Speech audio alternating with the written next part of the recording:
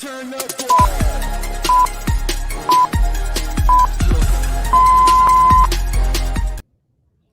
up, what up, what up? JUCO Hoops Insider with my man BG. What up, B?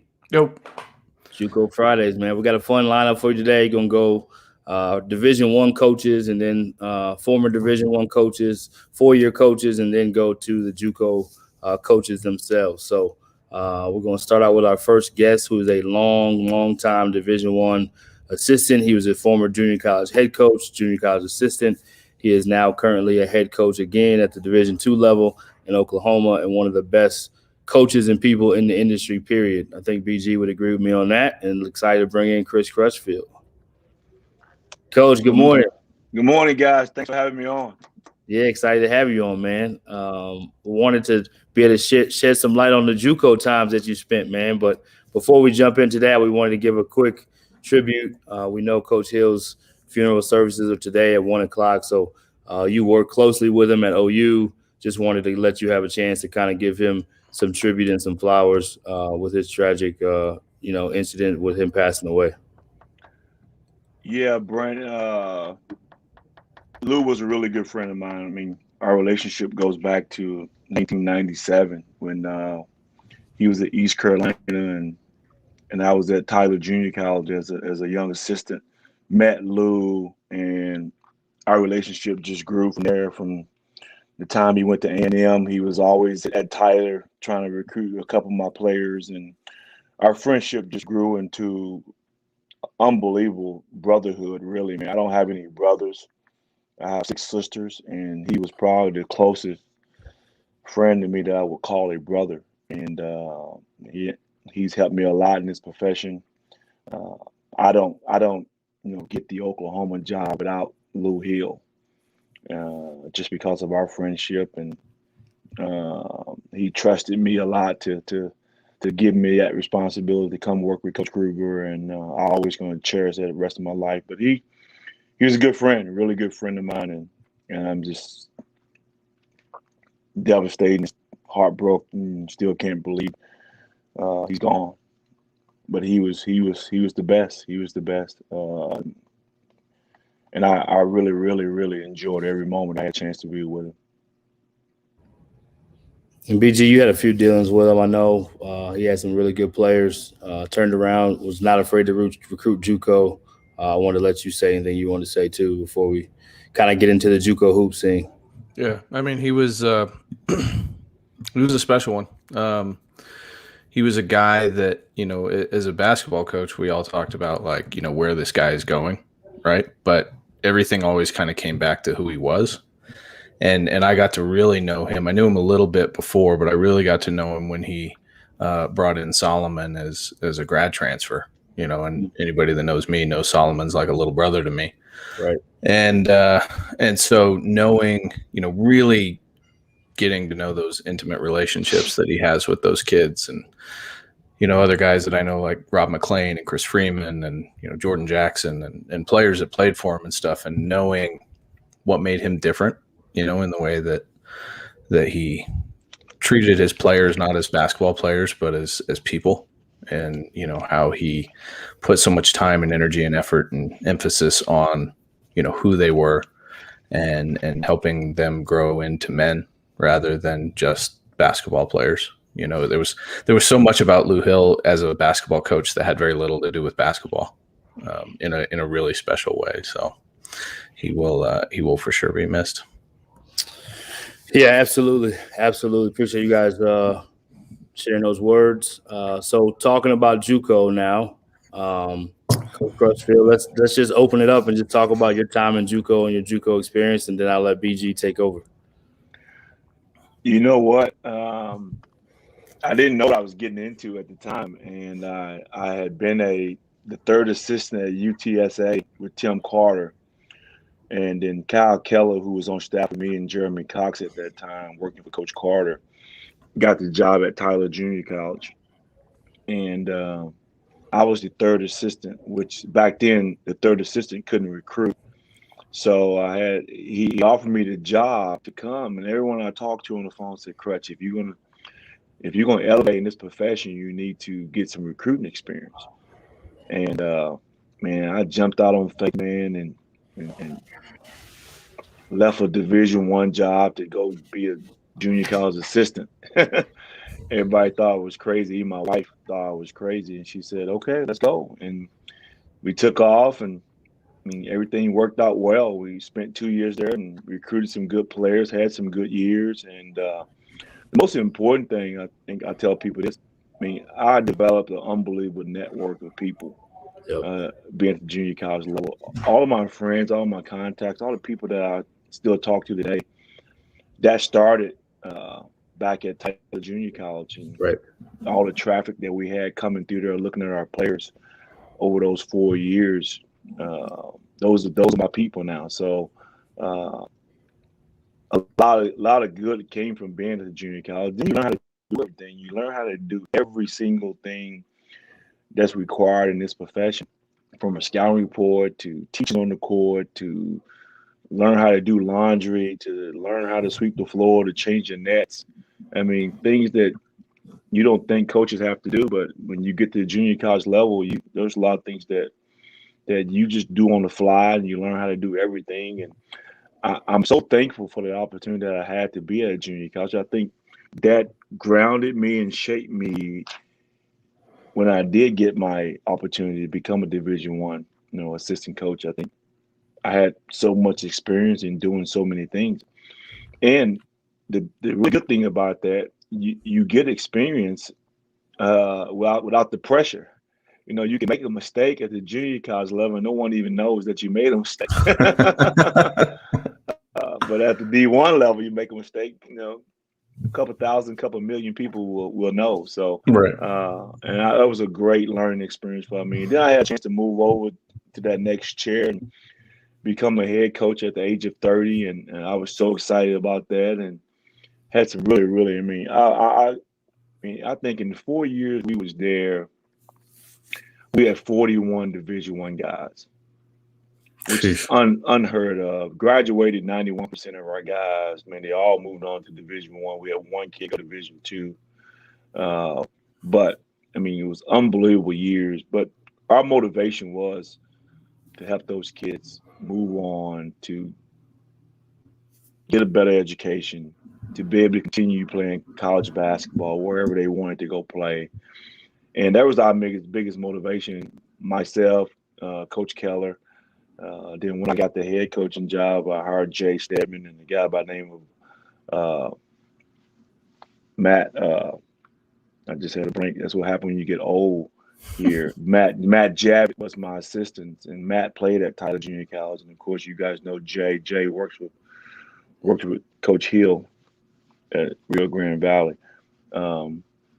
But no, we just worked our butt off, and we invested in those kids to make sure that when they came to Tyler Junior College, they had an opportunity to move on from there. It's funny you talked about the players and the high level and all that kind of stuff, but like we were talking before the show, and then even just now, as you start going through names of guys that you worked with, that you worked for, that you worked around or whatever, like every one of these guys is a high level coach too, right? Mm-hmm. Like I think if people really go and dig back and see, where some of these great coaches come from, and it's like, oh, there's junior college in the list, junior college in the list, junior college in the list. Because even beyond the guys that, everybody knows the Steve Forbes story, right? Everybody knows, even Kyle and things like that. But there's so many really good coaches that had some interaction, whether as an assistant or as a head coach in junior college early in their career. But now as a Division II head coach, I have to imagine your time as a head coach at Tyler probably prepared you better than any other job that you had to take over a program in the middle of a pandemic when it's every day is some level of chaos, I'm sure. The ability to adapt and change on the fly and all those sorts of things now in that role that you're in. Maybe talk a little bit about some of those things that maybe you weren't expecting coming into this new role, but maybe how, your time in junior college prepared you for that. It's a very good question, Brendan, because you're exactly right. As we started this in June. We took this job, and of course, in the middle of a pandemic, and just not aware of everything that was going to happen, that could happen. But I think being at junior college and being a head coach at junior college, and as you know, I mean, every day is a different day. I mean, you might have a day planned out of what you need to get done and the things that need to happen before you got to the court. And some of those things never came to fruition just because you had to put out 8 different fires that hit your desk at, 8 o'clock, 8:30 in the morning, whether it be academics or conduct related or just administrative related. You just had to do some things that took up all your time, and you never got to the things that you thought as a coach you needed to do. And you learn how to juggle, you learn how to prioritize the most important things, and we always put the kids first.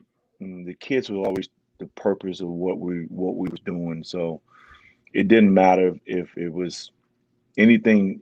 The kids came first, and they knew that. They knew it, and we stopped everything we had to do to go see with the kids. But I think coming here and having that experience of being able to just juggle 10 different things at one time, being able to uh, decompartmentalize certain things and be able to just move on and always say the next play, next play, next play. And we did that, and we're still doing it today just because of, just like the other day, we had an ice storm here, and we had a game up in Shawnee, and our bus driver was afraid to take the school bus, so we had to scramble to get a charter within the next 24 hours. And was able to do it, but just things like that pop up, and Right. you can't panic. You just got to say, okay, here we go. Let's go this route. And I think being at junior college has prepared me to be able to think like that and function that way. For sure. And I'm sure a level of appreciation for, the people that are involved in helping make those changes and adapt to those things too, right? I mean, look, at Oklahoma, hey, that plane there, isn't working. Get on the phone. We'll get another plane in here. Like, you can't do that anymore. You're right.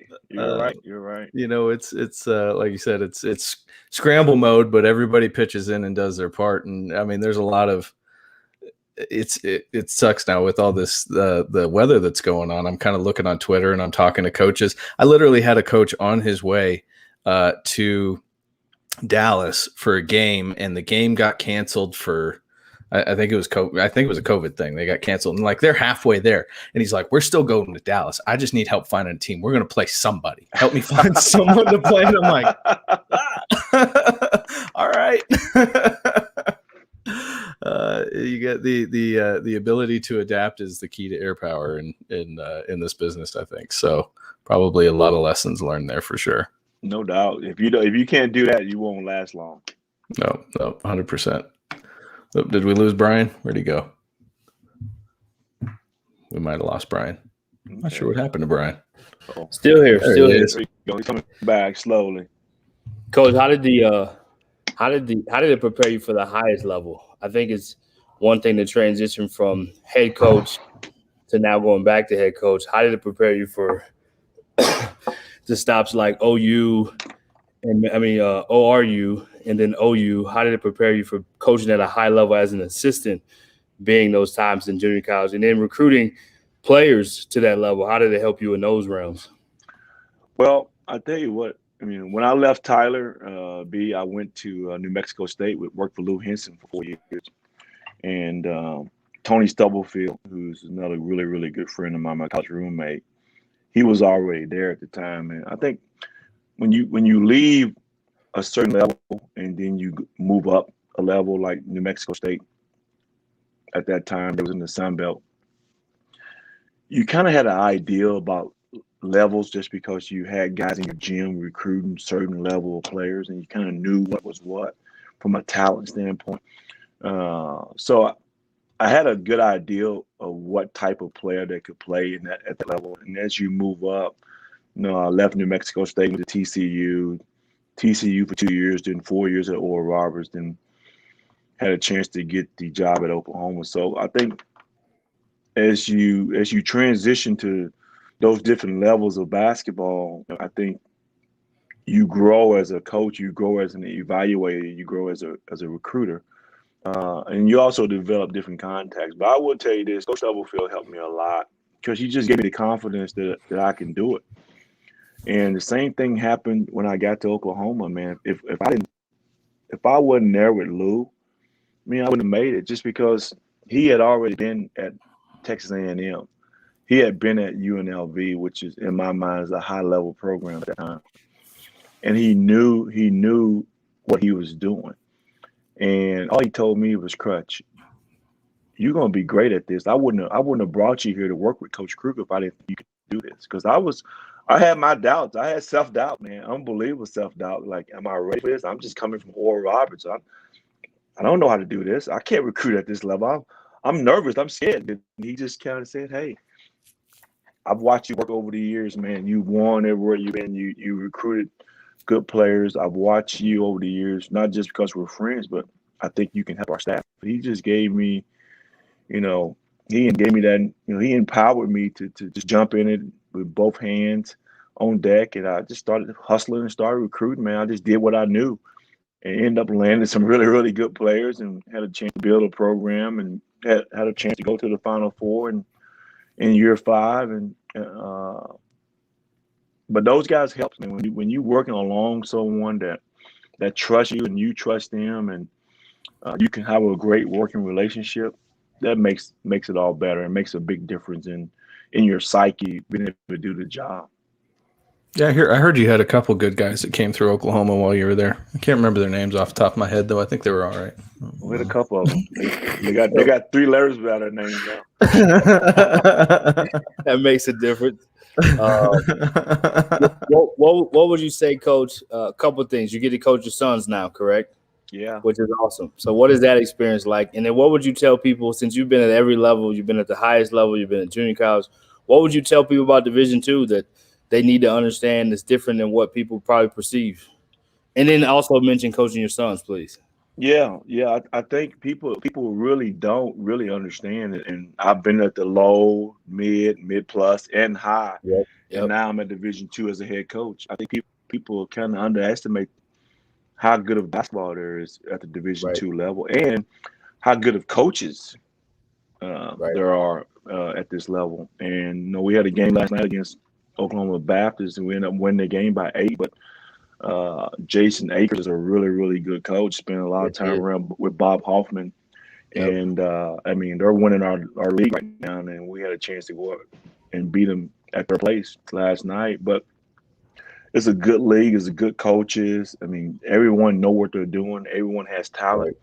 And I say, man, and you guys been around, even like the Lone Star, the MIAA, all those Division II leagues around the country, they're really good.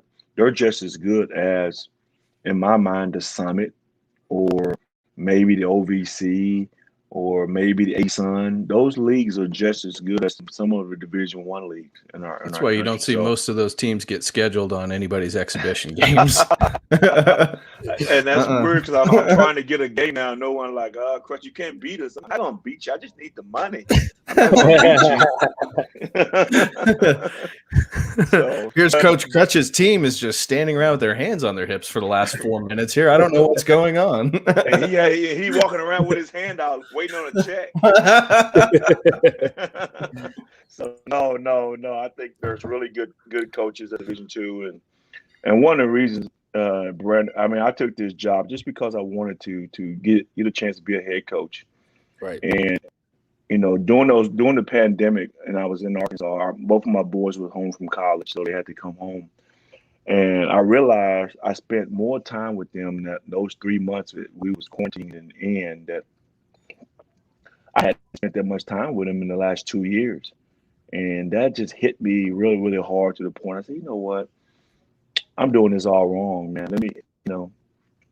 I spent all this time recruiting other people's kids and investing in other people's kids, and I have not invested in my own kids like I should.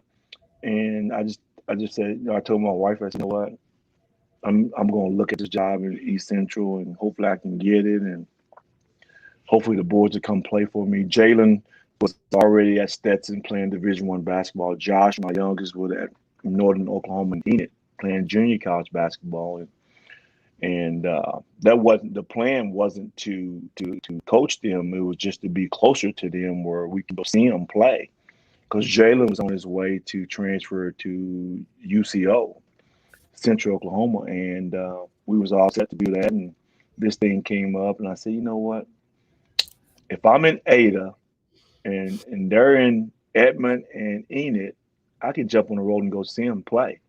Right. And especially as a head coach, I can go see them play, and I can watch them practice. We spend time together. We eat family dinners together, because they was away from us in Arkansas. We never had a chance to spend that quality time together. So that was the plan. And all of a sudden, Jalen comes in and said, "Dad, since I'm already going to Division II, can I come play for you?"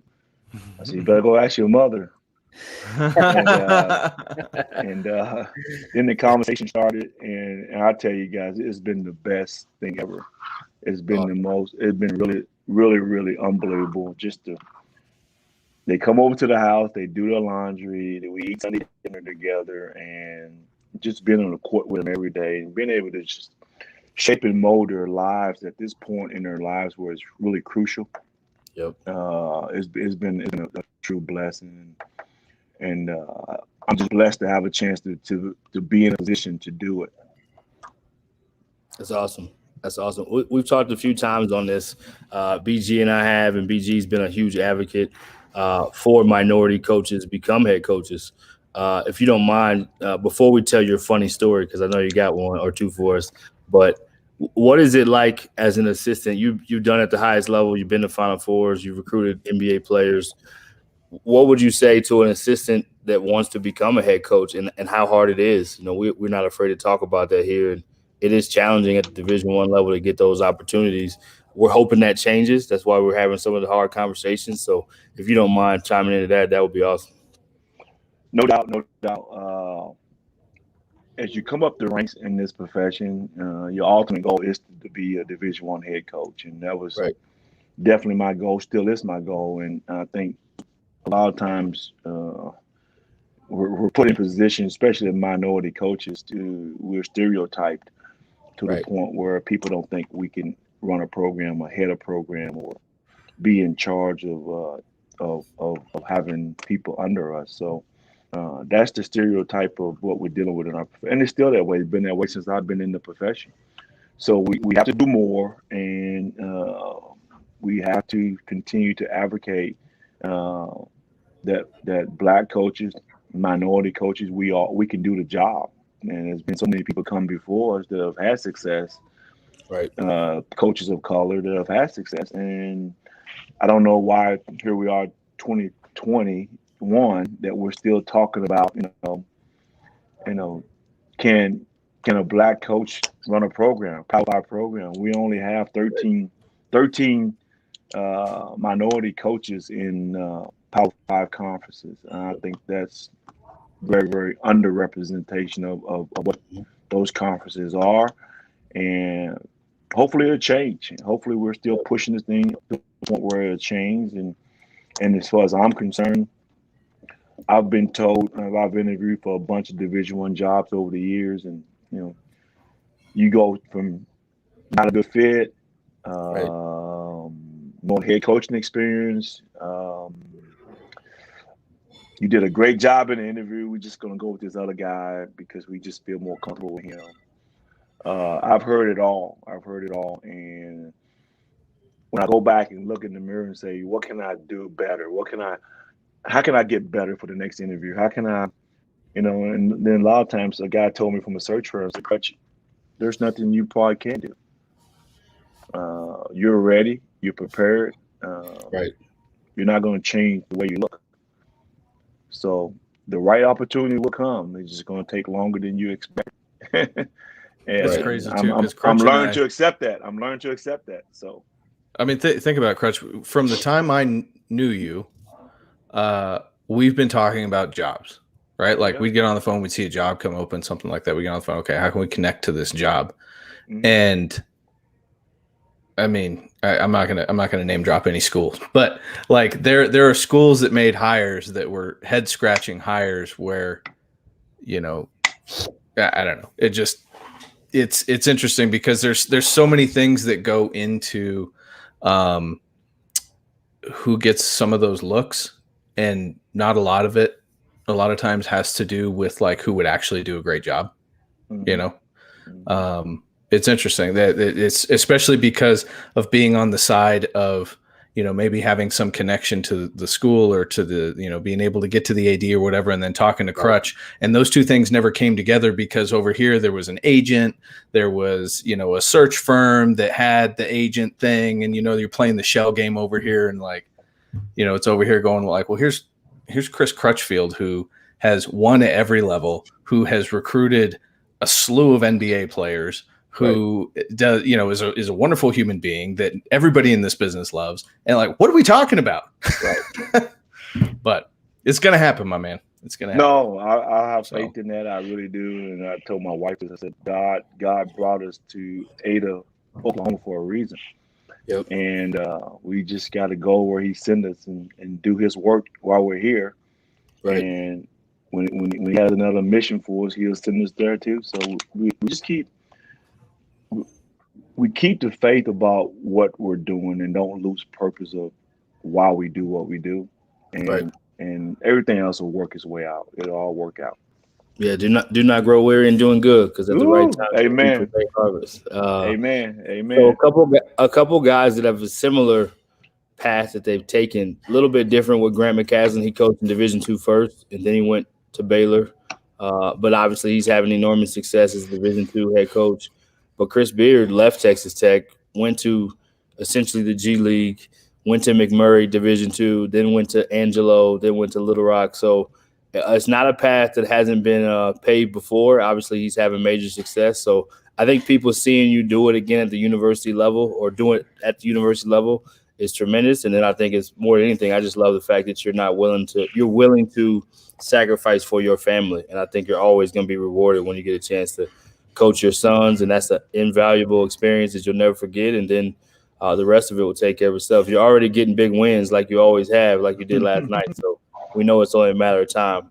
So yeah, tell us a funny story or two before we let you go. It can be JUCO, Division I, parenting, coaching your sons, whatever you got for us. Wow, I got a bunch of them, man. Let me see here. I'll tell you the Buddy Hill story. And I don't know if you guys remember. Buddy was he's a decent player. He was an OCD guy. Nobody knows this. He was OCD, like a mug. Now he would do quirky little things like he would actually put a basketball needle in his sock, and he'll come up for practice. And if he's out there shooting and the ball is too hard, one day he pulled his needle out of his sock and actually took air out the ball. And I was like, what did Deflate gate. He put it back in his sock. I was like, what did you just do? Crutch, these balls are too hard. Ball's too hard. I can't shoot with hard balls. So he just goes to the whole rack, taking air out of the balls, man. I was like, I've coached for a long time. I've never seen anybody do that before. You probably never will see it again. So I was like, oh, you said you can't do that in the game. You know that, right? He said, no, they don't know. Referees don't know. I was like, okay. And you said it right.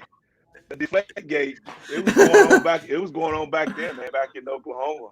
Oh my so God. That's the story of Buddy, man, because he just wanted that ball to feel a certain way in his hands. And wow, he always felt like the way he shot it, if it got anywhere on the rim, it was going to go in. But if it was too hard of a ball, he didn't have a chance of the ball going in. So shooters, man. Shooters always just. He was able to bend the rules a little bit to make sure he shot a high percentage from the 3-point line. Absolutely. Coach, before you go, tell us a little bit what it's like coaching guys like Buddy Hill, Trae Young, some of the elites that we now see averaging major numbers in the NBA. What is it like coaching those guys day to day? Well, it was, to me, they were just another player, and I didn't see them any different until to Buddy's junior year. We got into games, and he just started doing different stuff. Every day every game he'll do something, and me and Lou will look at each other like, wow, yeah, he did that. He'll make a step back. He'll hit a shot with a guy in his face, and mean, he'll do some things that made you think that maybe he got a chance to be a pro. And then by the time he turned a senior, he just worked his butt off to become the best player in the country. But he just had an unbelievable work ethic, and he always played with a chip on his shoulder, and he always had something to prove. Every night he had something to prove, even up until the time that, you know, he got drafted. And I remember him going out to work out with Kobe Bryant, and he FaceTimed me. And he was so excited, but he was so nervous. But he wanted to do a really, really good job. And for Kobe, I want to work hard for Kobe. I want him to teach me things. I want to be able to do the stuff he showed me. I said, just relax. You'll be fine. Just do what just do what you've always done. You'll be fine. So after the workout, he FaceTimed me, and he said, how'd you do today? He said, I did good. I did good. So he put Kobe on him. I said, Kobe, how do you do? He said, hope I can say this on TV. He said, he ain't shit. He kind of winked his eye. Like, he did a pretty good job in the workout. So I was so proud to see his transition. That's the most important thing. I mean, you watch a kid from the time he's 14 years old on an outdoor court in the Bahamas to transition to where he's at now, and just to see that growth every single year. Right. The mental growth, the emotional growth, and then the physical growth of a basketball player. And man, I'm just so proud of him, man. And I get choked up just thinking about that process with him. But he truly had a drive and a work ethic that turned himself into a pro. Because everybody know he wasn't a pro when he came from Bahamas to Sunrise Academy. He wasn't a pro. Right. And even when he up on our campus, he wasn't a pro, and he just worked and worked and worked, and turned himself into, really, really a self-made shooter, because he wasn't a good shooter coming out of prep school at all. But I'm proud of what he's doing now. He's doing some really, really good things and putting a lot of zeros in his bank account. So I'm proud of what he's doing. And then and Trey was special from the time I saw him in the 8th grade. He was getting 30 points in 2 quarters in the 8th grade. When my son was playing the 7th grade game, Trey would play in the 8th grade game, and I would be there watching it all just to watch, because I'm just a basketball fanatic. And I'm watching, like, it was this little dude just stealing the ball from everybody, just going to land up. Man, he would get 10 to 15 layups. He would never shoot a jump shot. He just so steal it and lay it up. I'm like, then they'll be up 25 points, so he wouldn't even play the 4th quarter. And he'll play a little bit of the 3rd quarter, and then they'll take him out and he wouldn't play anymore. But you'll look over to the score table, he got 30 points. I'm like, he's going to be good. He's going to be a good player. And then he, of course, the rest is history. He just grew into, McDonald's All-American, one of the best players in the country. And we had a great relationship, started from back then. Him and my kid's a good friend. So we had a built-in relationship right there. So I think he wanted to come to OU, wanted to stay at home, and he was one of those kids also. Every day, every night, he did something different. It just made you say, "Ooh!" But I knew he was going to play in the NBA from the time he stepped foot on our campus. I knew he was going. Just didn't know when. Right. We knew he was going to play in the NBA, and of course, he went on to lead the country in scoring and assists, and did a great job for us, man. As a really, really, he put Oklahoma back and in national relevancy after the Final Four team, after Buddy had left. So, but he was special, man. He's special. I mean, and those guys don't come around often like that have talent and a work ethic to match it, and that's why he's all-star. I remember watching that, and I'm not going to remember the game, but I remember watching Trey, and this was when everybody was kind of starting to talk about, like, he's taking all these shots, and is this whatever? And I'm watching the game, and he pulls up from like 35 feet or something, and as he goes to shoot it, I'm like, man, like, you can't. All right, that dude's probably going to go to the NBA. I remember that shot, and I can't think who the hell it was against. It was a big shot, like it was meaningful in the game, and I'm like, yep, that's just going to be 1 year there. Hey, he did that in college. I'm sitting next to Lon, and I would hit Lon's leg like, oh my goodness, what is he? Shots, right? Good. Yeah. No. Yes. And you break them to the sideline and say, "Hey man, you don't have to shoot a 3-point in transition every time. You can go get a layup. It's okay." He said, "No, those are fun. Those are funner to do that. Layups are. Everybody expect you to do that. No one expect me to do that." Like, the coaching staff definitely know. That's why I don't have any hair. That's why I don't have any hair.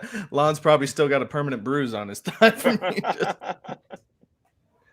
Well, Coach, thanks so much, man, for taking the time this morning. We enjoyed it. We wanted to make sure we got you to tell some good JUCO stories, and we know that you came from those JUCO beginnings, and we're proud of everything you're doing, man. We're big fans, as always. You know that, and like family. So whatever we can do to continue support, keep up the great work, and enjoy your sons, man. Thank you very much, guys. It's been fun. It's been a pleasure to talk about those old days, and I'm looking forward to finishing out this year here. And even though it's a pandemic year, and hopefully we can get a full season next year, and I'm just so excited to be in this situation, be coaching my kids, and I'm really blessed to have had the JUCO roots, man, because I really think, and this might sound crazy, every young coach that get in this profession need to spend a year or two at junior college. Yep. It should be required. There's no way you can jump from playing to being a GA and go right to a Power 5. You're gonna miss the boat on this thing. So junior college is where most people need to go, and it's like going to the military. You need to go do 2 years of service at junior college before you get in the coaching ranks. Hey, Coach, I said the same thing, and I also said the same thing to my wife. She did 2 years of JUCO volleyball, so I'm like, okay, we can get married now. She passed the test. She passed the test. But thanks so much again, Coach, and stay safe, and we'll see you soon. Thanks, guys. Thanks, Brandon. Thanks, Brandon. That's it. Yeah, awesome stuff, man. Great dude. Yeah, he's the best. He's one of the best. Great dude. Transition from one great dude to another. We're going out to the West Coast, I guess you could say. No, not quite West Coast. I guess Mountain West. He's West Coast. He's West Coast. He's West Coasting. Another great dude who you wouldn't believe has junior college experience, and not only that, but he helped sign a really good junior college player that BG happens to know. That's what I heard. So we're gonna bring him in, Chris Burgess from BYU. Coach Burgess, how you doing, man? I'm doing good. What's up, guys? Not much, man. How is the weather out there in Utah this morning? It is. I'm looking right outside the window. It's a little rainy. We've actually had a pretty good winter in terms of Utah standards. Pretty good winter, but right now it's rainy. We'll get some snow, I think, tomorrow. We already got some here. Did you? We got some real snow here. Yeah, so it's not too bad. So before we get to Gideon George, who our guy BG happens to know just a little bit, tell us your basketball background and how you end up with junior college roots, because most people know about the Duke stuff, but they don't know about the JUCO. Yeah, I grew up in Southern California, Orange County. Played, high school basketball up there, and graduated in '97 and went to Duke for the '98-'99 team my freshman and sophomore year. The '99 team actually lost in the national championship game to Connecticut with Rip Hamilton, Khalid El-Amin, Ricky Moore, Jake Bosco, that crew. Ended up transferring after that season to University of Utah. Came back out west to play for Rick Majerus in the running Utes. Redshirted a year, played 2 years, and then I went and played professionally right after. Did some summer leagues and some training camps for 4 straight years in the league. Never made a squad, but was every time I got cut, I would go overseas. And so I played all over the world, in Europe and Asia, Middle East, Australia, you name it. And I wanted to go. I went and played, and I played 11 years. And, my 11th year, I knew this was going to be, during my 11th year, I knew it was going to be my last. My family was gotten pretty big to that point. I was kind of done traveling, and my body had enough. I think my mind mentally, I was ready to move on. And so I reached out to the director of basketball operations at University of Utah, who was actually my teammate and introduced me to my wife. His name's Phil Cullen, and now he's in the front office for the Spurs. Anyway, so I reached out to Phil and I said, "Hey, I'm retiring. I haven't graduated yet. I never finished up at University of Utah. I hadn't got my degree. And I was like, planning on coming home. But I'd like to start some online classes because I want to finish up my school, get my degree. And then I'd love to do some summer stuff while finishing my classes." And so he set me up with the academic advisor, and I got in a couple of online classes that were, relatively easy enough for me to balance playing professionally and taking a couple online classes overseas. And so when I was doing that, he reached back out to me. He's like, "Hey, listen, do you have any interest in getting coaching?" I was like, "You know what? I'm not sure exactly what I do, but it's a possibility." He's like, "Well, when you're home this summer and this year, we can space out your classes and you can come be an undergrad assistant coach here at University of Utah. And you can graduate and move on and kind of figure out what you want to do." I said, "That sounds great. You mean to tell me, you'll pay for my school and I can be around the team and, help any way I can?" And yeah, so I did that. I came home, I helped with the team. It was DeLon Wright's junior year. And I was basically a practice player, right? I was an undergraduate assistant. I was just a practice player, which I loved, right? It was a healthy transition from being a retired player that, where basketball had been your identity every single day of your the last 20 something years. And I fell in love with it. I fell in love with being around the guys. I fell in love with, being around the offices and listening to the coach talk game plan and talk about players. I didn't know what I was doing, but another person who worked in that office was longtime like Hall of Fame or Salt Lake community coach, Norm Parrish. So I'm in Norm's office every single day, just talking about how he got started and how he did this and what's it like to coach. Should I do it? And he's just like, "You got to go JUCO. You got to go JUCO. You got to go JUCO." So when my time at Utah as an undergrad came up and I got my degree, Coach Norm had reached out to Todd Phillips at Slick at Salt Lake Community. And so I went and interviewed with Todd. He's like, "Listen, I don't have a full-time job, but we can have you teach a couple classes. I can help you. You can help me run kind of the AAU team that I run, which is called UBC, Utah Basketball Club." And I was like, "Yeah, I'll do whatever I can to help." Unfortunately, I'd done okay overseas where I had a couple years runway to just kind of figure out what I'm going to do and not really make any money. So I went and volunteered at Slick for that summer, and I was helping Todd with individual workouts in the summer. And then I was helping Todd run the UBC team. And then Norm reaches back out to me and he's like, during the middle of summer, right before fall's about to start, like it's August and I'm ready to get started at Slick.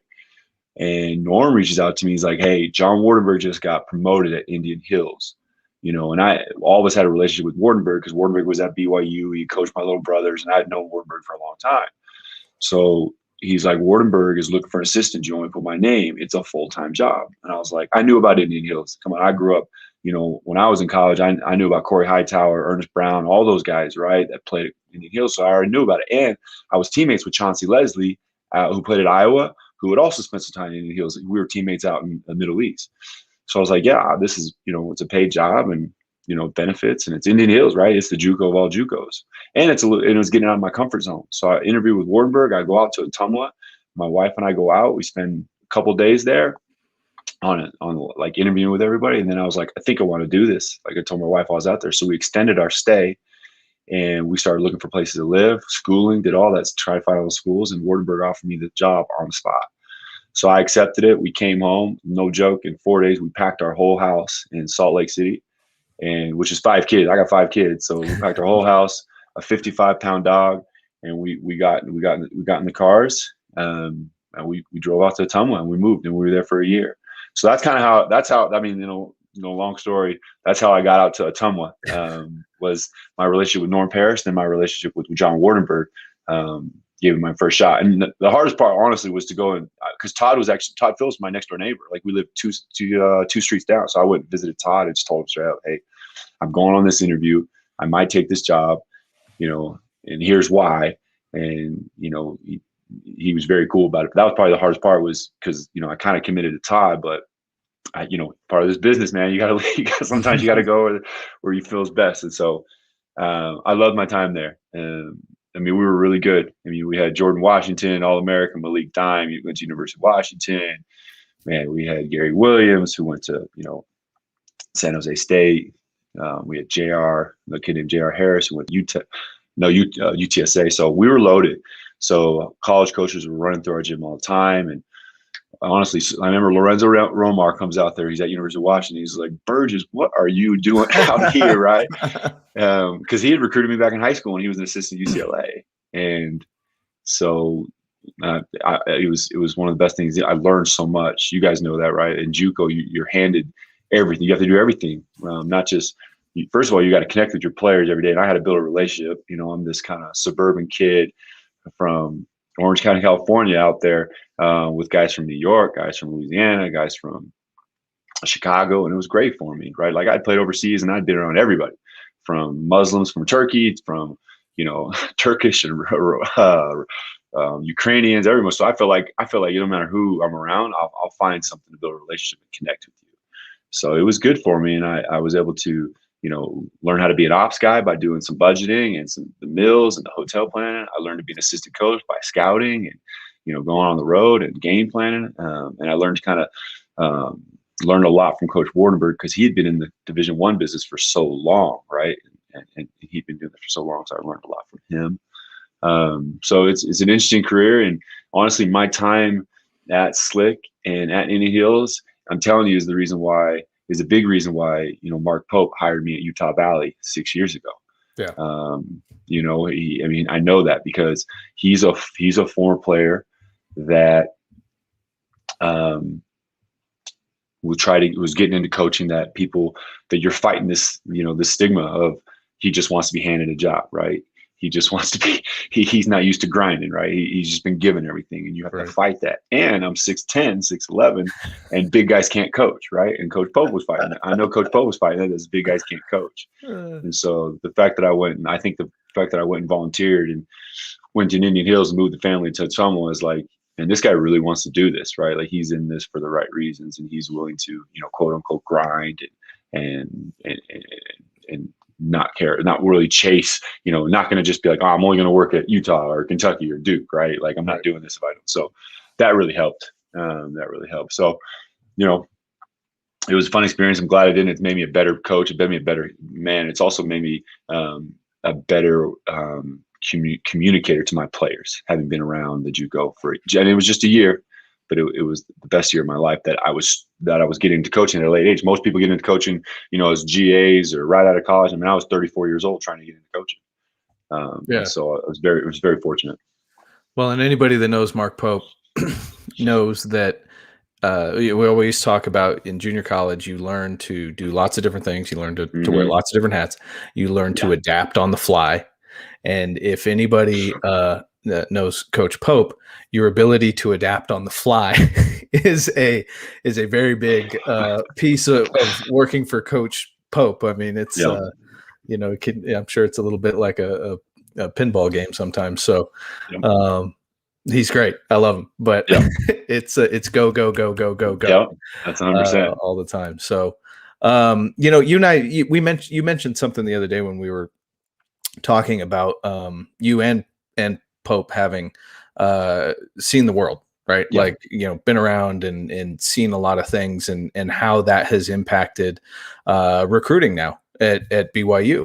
And there's, as we all know, there's a perception of BYU, of what BYU basketball used to be. I think there's, kind of a new direction that BYU is going, and part of that being Gideon, part of that being, some of the other recruits that you've got committed now, and other guys that you're recruiting and things like that. Maybe talk a little bit just about like kind of that international experience and getting out and seeing the world. It's so important to me. It's a huge part of my life, like going out and experiencing new things or whatever. But I know there's a lot of like apprehension for people to go do stuff like that. Maybe talk about how that has helped you as a coach. Yeah, well, it's, sometimes in the States, right, you kind of live in this bubble of not knowing what else is out there, right? And my first time really going overseas and living over there was Istanbul, Turkey. Right, where 16 million that are actually accounted for. There's 16 million. There's 16 million people, and you're just thrown into this culture that's a shock, right? It's just a shock to your system. And I learned to appreciate everything. It's from the food to the people to crossing the streets without jaywalking every second, right? That became a part of me, right? It kind of just became a part of me as this individual who could just, it didn't matter where I was or what I was doing. I always kind of came back to like a basketball locker room in a basketball setting. So it's really helped me in terms of going overseas and recruiting kids and being able to speak their language, right? When I'm talking to, even Matt Harms, who's, he's basically been Americanized the last, 4 or 5 years being here. Like, I'm kind of able to speak his language when it's talking about living overseas and just the different, things that we as Americans take for granted, right?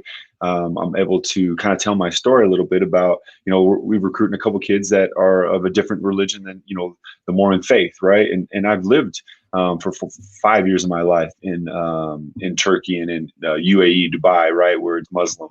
Right. And I'm able to kind of speak that language in terms of understanding some of the similarities, understanding the sacrifices they make, right, with their religion. So I think the international game, and I obviously playing in Australia for 3 seasons. I mean, there's some fantastic Australians who've run in and out of college basketball that, I'm able to relate, not just relate, but I played with some of the coaches out there, right? They were my teammates. I'm at an age now where, some of the head coaches in the NBL or even the schools out there were my teammates or, my competitors for other teams. And so, I played with like some players out here were, their sons, I played with their dads, right? Like the kid at Riverside, Cameron, like I played with Perro Cameron out there. And so he's the head coach of the Tall Blacks of New Zealand. But yeah, I think it's helped me in terms of the contacts I make, the understanding of the culture, the understanding of the difference between American basketball and overseas basketball and the transition that is, where, international basketball, really play for each other. They really play for each other. There's not a lot of isolation. Move that ball. It's a 24-second clock. Get a great shot. And so sometimes when you come over here, you gotta shoot that ball, right? If you're open, you better shoot the ball, right? You have to kind of get them to, not that BYU plays. So obviously we do everything we can to move the ball, but there's just this, hey, we need you to score. We need you to rebound. We need you to do these things. And so kind of help them kind of bridge that gap in terms of the transition from international to here in the States. American basketball is just a little different. So I try to put myself in their shoes as best I can because I think I've been there, right? Like Gideon George is obviously a special example. Just leaving everything he knows overseas and thrown into the States, right? Where I try to put myself in his shoes because I was overseas all by myself, right? And not know anything in a culture shock. So it was fun, right? It was really fun. Tell we know that the recent Gideon George video is going viral, has almost 100,000 views now. Amazing story. Everyone did a great job on it. BG, of course, he came with his best work too. Yes, he did. I was not expecting to be the Winnie the Pooh narrator for the Gideon George story. And my wife actually gave me some crap about it because we jumped on the Zoom call and I had been out dealing with stuff in the barn. I was just kind of all disheveled. I was like, well, I didn't know I was going to be on video. She's like, you didn't look like you even showered. Whatever. I love it. Talk about Gideon George, Coach. The recruitment. Talk about just the connection. Talk about how he's impacted your team and your community, and just talk. Let's just give him his time. Man, well, first of all, that video, Brandon did a fantastic job narrating. I mean, incredible. Like, he tells his Gideon story better than anyone, and he puts it in a perspective that me knowing the story was like, wow, right? Like, I've heard the story. But so Brandon comes back from, Brandon's basically got Gideon George coming over here, right? And coming to New Mexico Junior College. And I'm at Utah Valley. And Brandon calls me. He's like, I got a kid you're going to be recruiting, right? Like from day one. He's long and he's athletic and he's just up, he's exactly what you guys need. And so we started watching him as a freshman with Utah Valley, which was my final year there, right? His freshman year was my final year at Utah Valley. So I'm kind of watching him and talking to Brandon all the time. How's he doing? And then I go over with Coach Pope to BYU that summer, and I go to the JUCO Advocate Showcase out there in Florida.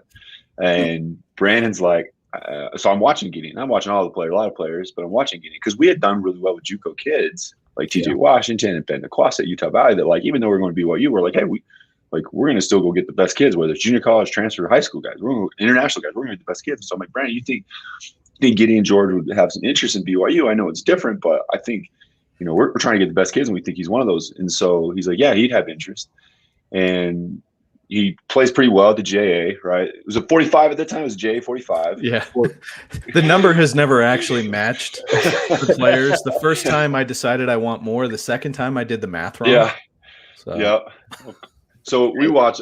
Math's not your thing. Narrating's your thing. That's right. So watch him play. Go. Finish the summer in I'm like, he's a guy on our radar, and we're going to stay with him. I'm trying to figure out at this point, is he going to be an early or late signing? And so we sent Coach Pope out to one of the jamborees to meet with Luke and watch New Mexico, Luke Adams, his head coach in New Mexico, and to watch Gideon play. So I sent Coach Pope out there. Brandon might remember this. So I came and send Coach Pope out there. And all of a sudden, he sits down with the coaching staff and talks about our player development and all the stuff we look at from a video and analytical and on the court standpoint. And the coaching staff, like Coach Adams, got his whole staff there, and they're loving it, really digging it. And then Gideon doesn't play. He doesn't play in Dallas, and so obviously I get a call. You're like, what's going on? Like, why is he not playing? I came here for him, right? And assistant coach problems, right? And so I called Brandon. I was like, Brandon, I need a list of what's going on. Yeah. And Brandon's like, I didn't even know he was going to play, right? Like, I guess, he had kind of tweaked his ankle, and they were just, they were saving him for games, in-season games. Yep. So we recruit him, and then I send Coach back out to Hobbs to go watch Gideon practice, and he's doing things on the court that, Coach has never really seen before, right? In terms of his length, his athletic building, his rebounding skills, and the way he snatches balls out of the air that like you just don't see very often, right? Mm-hmm. His patience, when he drives, he's very, very the game slows. Usually you drive, the game speeds up for guys. When he drives, the game slows down, right? And so he loved getting from there, and he, obviously offered him and wanted him to sign right away, and he had made the decision to wait, right? And so we bring him out on an official visit, and we're playing the Zags last year, number 2 team in the country, in the Marriott Center, and it's one of the best atmospheres probably in college basketball last year or in the last 15 years, right? And we knock off the Zags, and Gideon's there, and and Brandon's there as well. And one of the things I'll never forget what Gideon said, because I was like, Gideon, what'd you think, right? Because every high school kid that was there was like, it was the crowd. It was the crowd. And Gideon's, I'll probably offer this a little bit, right? But Brandon, he was like, what I loved about it was just the love that he could see within the locker room and the players, and then the coaching staff had for him, right? Like, come on, right? Like, what 20-year-old? He didn't say a word about the game. No, nothing. Right. Nothing about, and he thought he did like TJ Haas, right? And he thought he was pretty special, but he just loved. Rightfully so. And but of all the things, and there was a lot of fun things that happened that night, right? And of all the things that he saw, that was what stuck out to him. And I was like, this kid, this kid's going to be good, right? And so anyway, so he ends up committing a week later, and we sign him, and he's been here, obviously since the summer.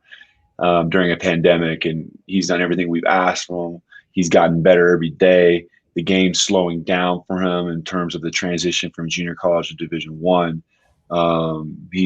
Every day he's understanding more and more offensive concepts within our offensive philosophy and defensive.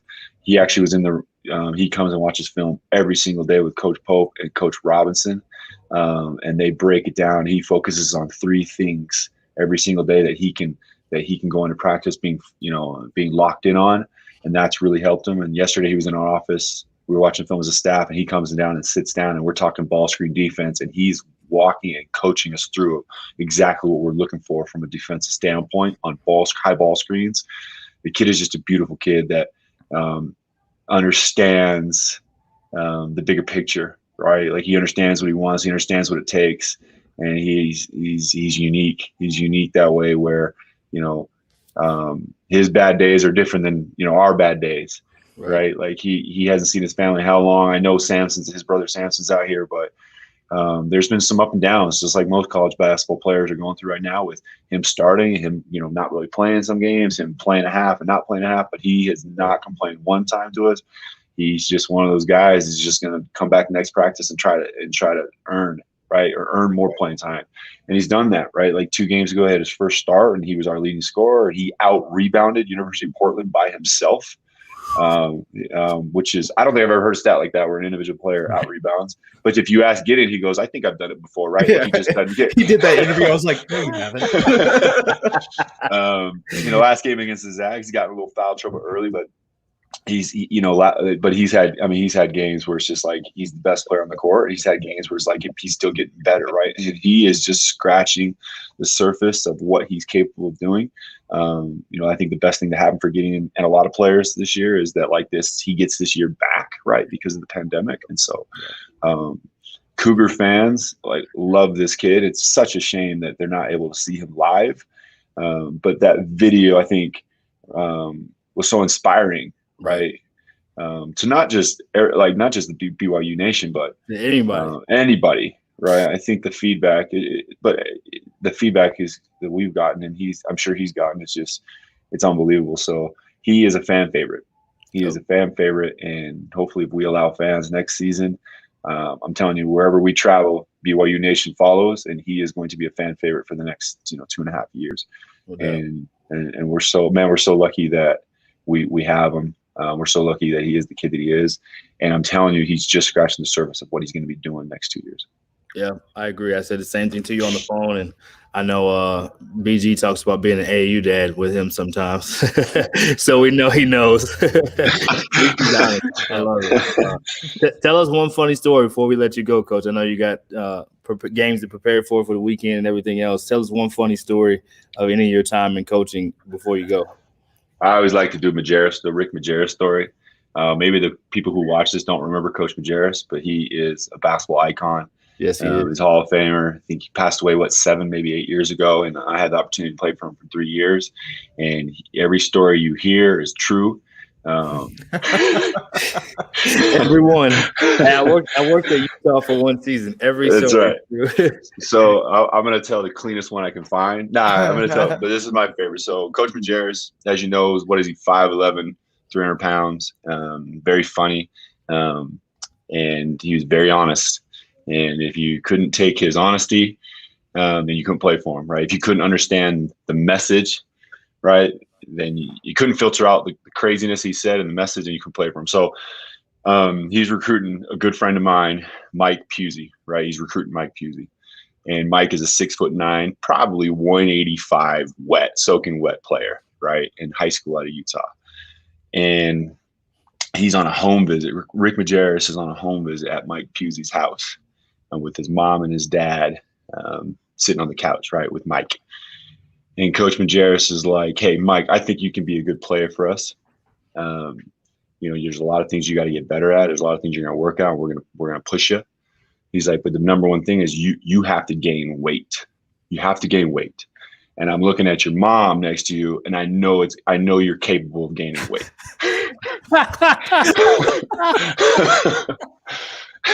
and that story is true. You could ask Mike about it. Mike and I are really close friends. We were actually teammates at Utah.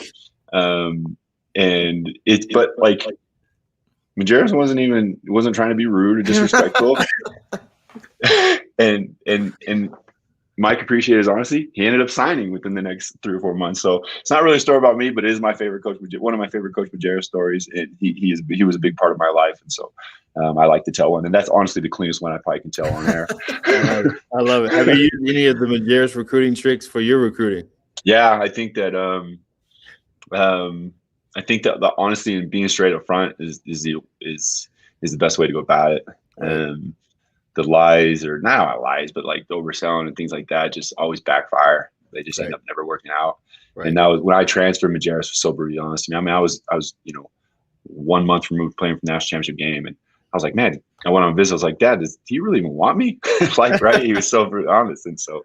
But I was like, that's who you want to play for, right? That's who you want to play for. He's going to make you better. He's going to tell you the truth.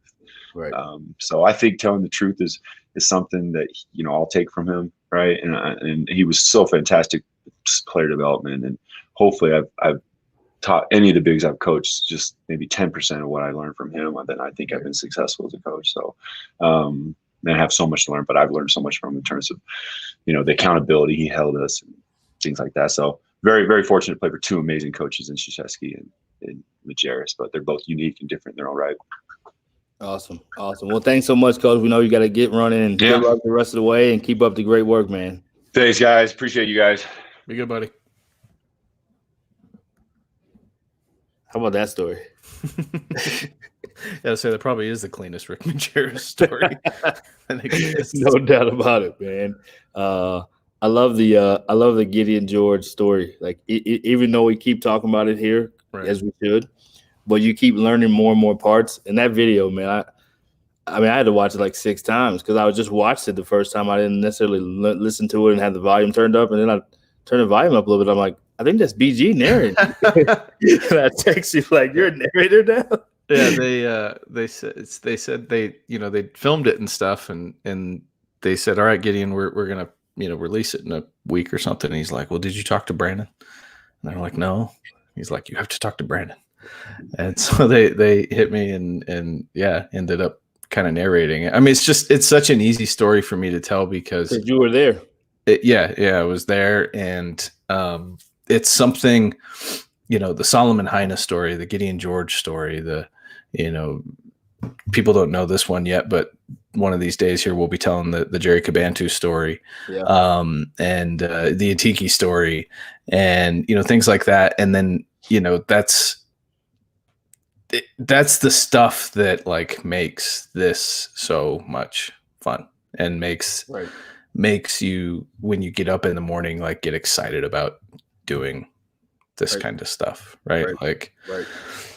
This is why that stuff for me, coaches have all the reasons why they do their job. Why. Like, this is why I do this job. Yeah, that kind of stuff is my why for doing this. And taking a leap of faith of leaving the corporate world, leaving a steady paycheck, leaving benefits, leaving all of these things to go tell those stories. Like that's why I left. That's not why only tell them, but create them, because you were part of creating that story.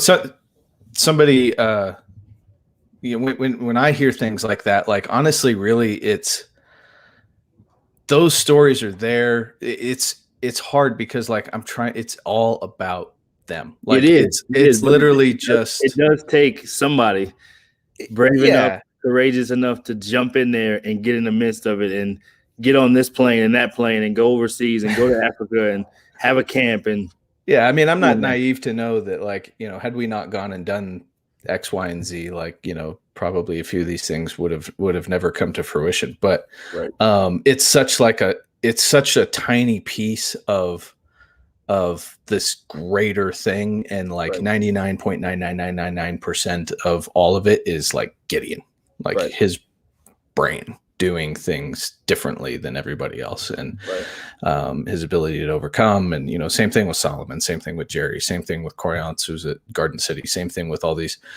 kids that you either have heard their stories or you'll be hearing their stories soon and stuff. And what we do is just such a tiny little piece of all that. So well, we're going to transition to a little JUCO panel, if you will, Division I panel. We got some guys that have been junior college that are now Division I and made the transition through the non-coaching role to the ops role. So a little different path, but we want to tell this story. So we're going to introduce these gentlemen. Actually, we're going to bring them in and let them introduce themselves, man. Let them drop the mic.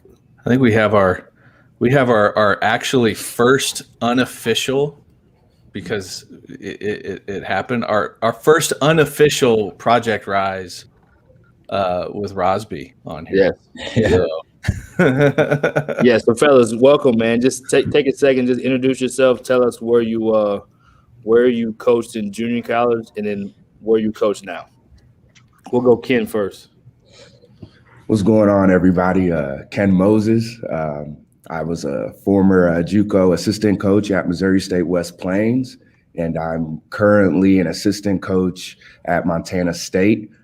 Prior to my arrival at Montana State, I took an ops spot at Southern Illinois University. Very good, very good. We'll go Proc next. What's up, fellas? Good morning. Appreciate you having me on. I'm Aaron Proctor. I was an assistant at Missouri State West Plains. I followed Ken. Definitely didn't fill his footsteps, working on that. But I'm currently operations at Southeast Missouri State. Love it. Appreciate that. And then we'll save the youngest and the newest for last. Oh, man. Good afternoon. Appreciate you guys having me on. My name is Rosby Mutcherson. Prior to this, I was an assistant at Salt Lake Community College. Before then, I was at Northwest Florida State College in Niceville. And now I am currently the director of video operations here at Cleveland State. And this is my first year here. Love it. PG, I'll let you lead the way on this one.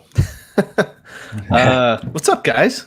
What's up? Aaron forgot to mention in his bio there that, not only is that his job, but he is also the only one that keeps Dustin Yoder in line. So that's not even close to being true. That's a key part of the resume. I try, but it's definitely I'm failing at that. Believe me.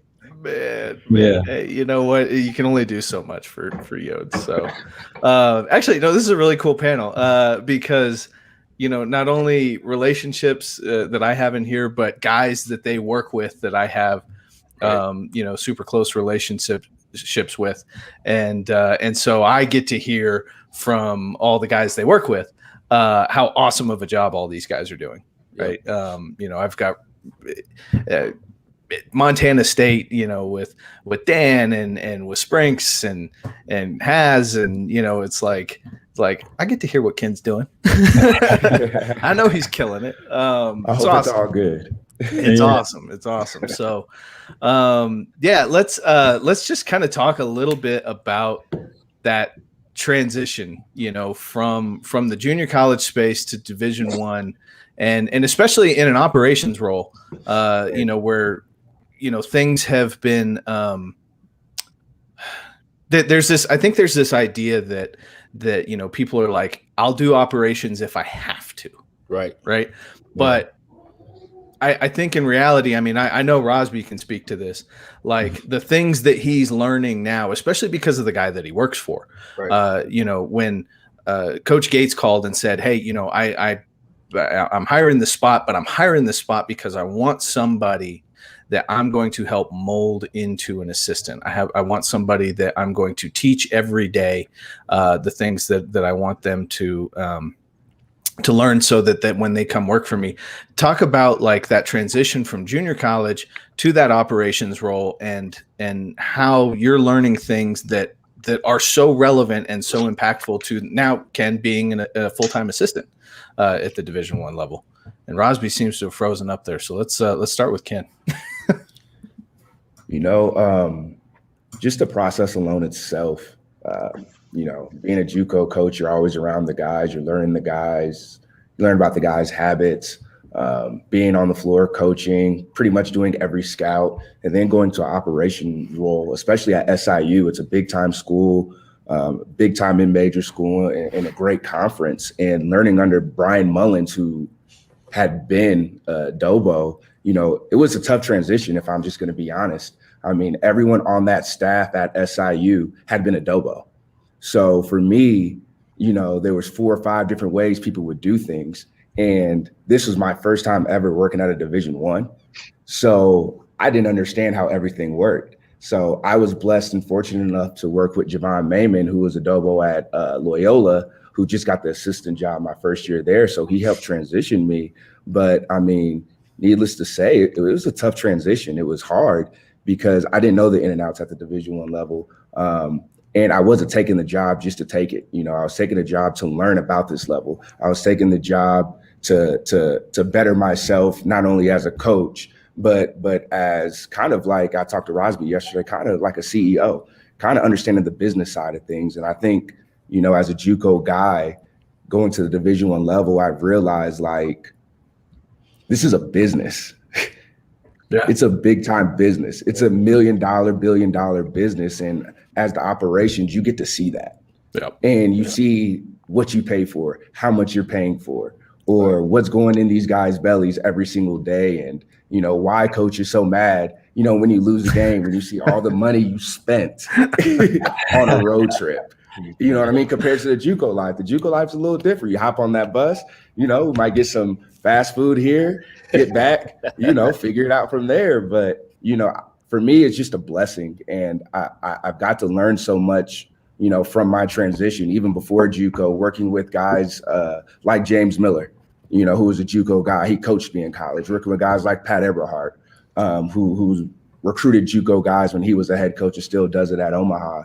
So for me, the transition was a blessing, but needless to say, it's tough. And it's not just a job you say, hey, I'm willing to do, because all eyes are on you. You're what makes that program go.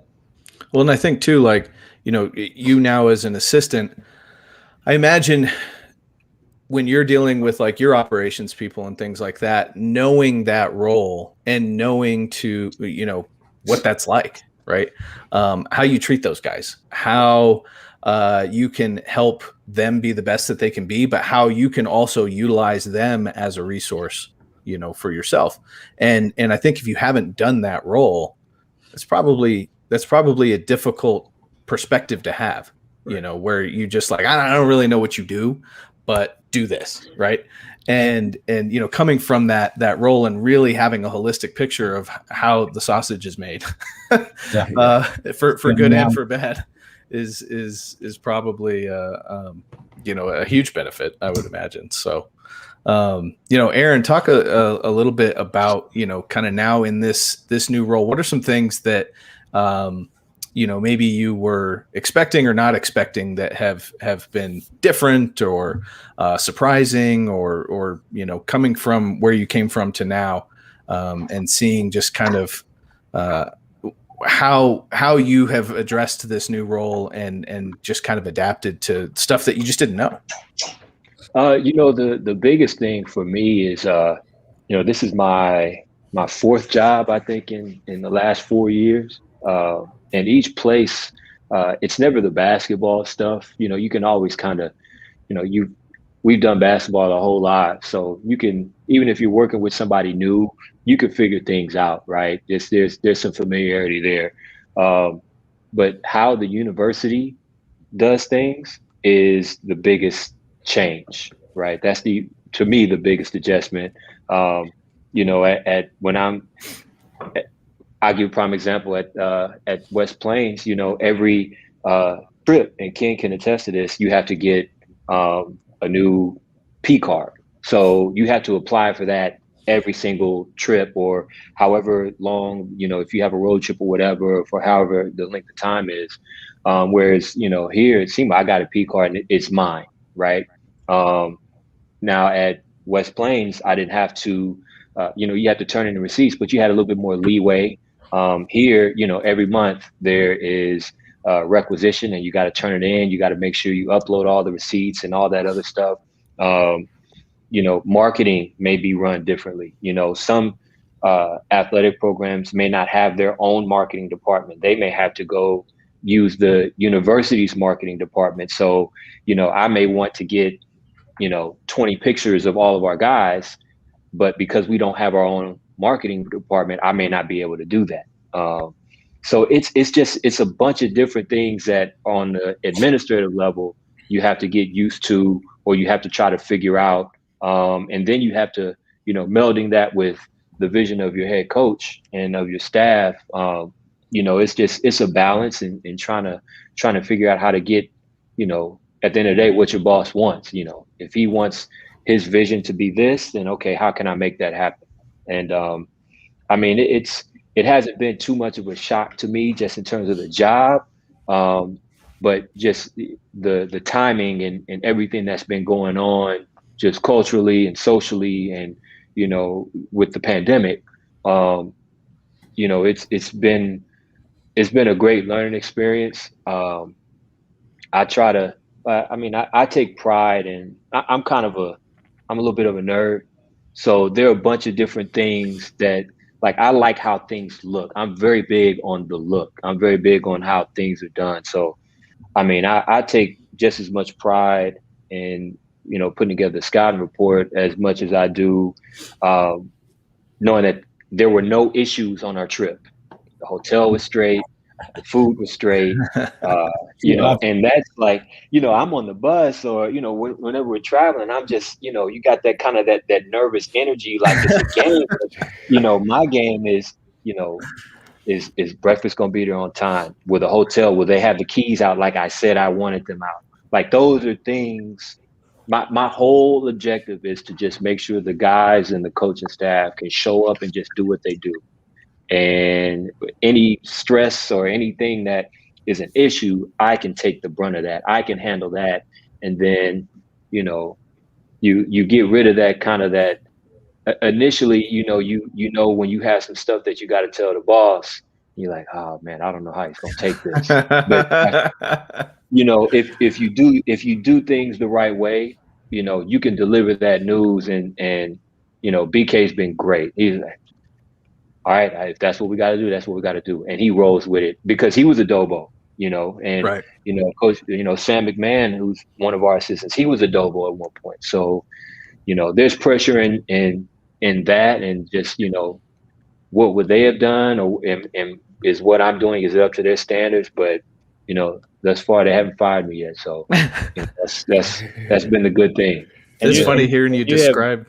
It's funny hearing you describe that. It's basically like in that role, it's like the corporate world, right? I mean, you know, we're always talking about basketball and, you know, this and that kind of offense and the X's and O's and whatever. And like in reality, we all know that even at the assistant level, there's such a small part of your day that's like actually, you know, committed to that. There's all of these other things because you are running a business, right? But you know, in operations, you know, as you look down the totem pole, you've got your head coach, you've got your assistants, you know, you got your AD and all those guys above there, but it's the Dobo guy down here that's like actually making everything run. Because let me tell you, if the Dobo guy doesn't do his job, none of these dudes are even getting to the game. Yeah. So, and it makes things miserable when things aren't, you know, and it depending on who you work for. You know, if you work for somebody who's got their thumb on you, or there's constant pressure there, it could be extremely stressful. But I'm not going to call him out, but there was a head coach. There was a head coach, and we all probably know who his Dobo was. There was a head coach that he had a certain type of gum that had to be out, like on the scorer's table next to the chair. And had to be laid out in a certain way. And I remember thinking, like, that is some crazy shit. And then come to find out that's not that abnormal. So no, not one bit. No. I'm like, oh, keep that job. I'm gonna go do this thing over here. I'm not getting into coaching. You crazy? Oh man. And you had a little bit of a cheat code because you worked with BK at Kansas State and you kind of did the GA role, so you kind of knew a little bit of how to navigate it. I'll ask Rosby, what has it been like for you? Because you didn't have that experience. You kind of went straight in, and then of course you're in a high level program for a guy who's really detailed and on point. Yes, you know, I've been leaning on the ops guy, Chase Goldstein.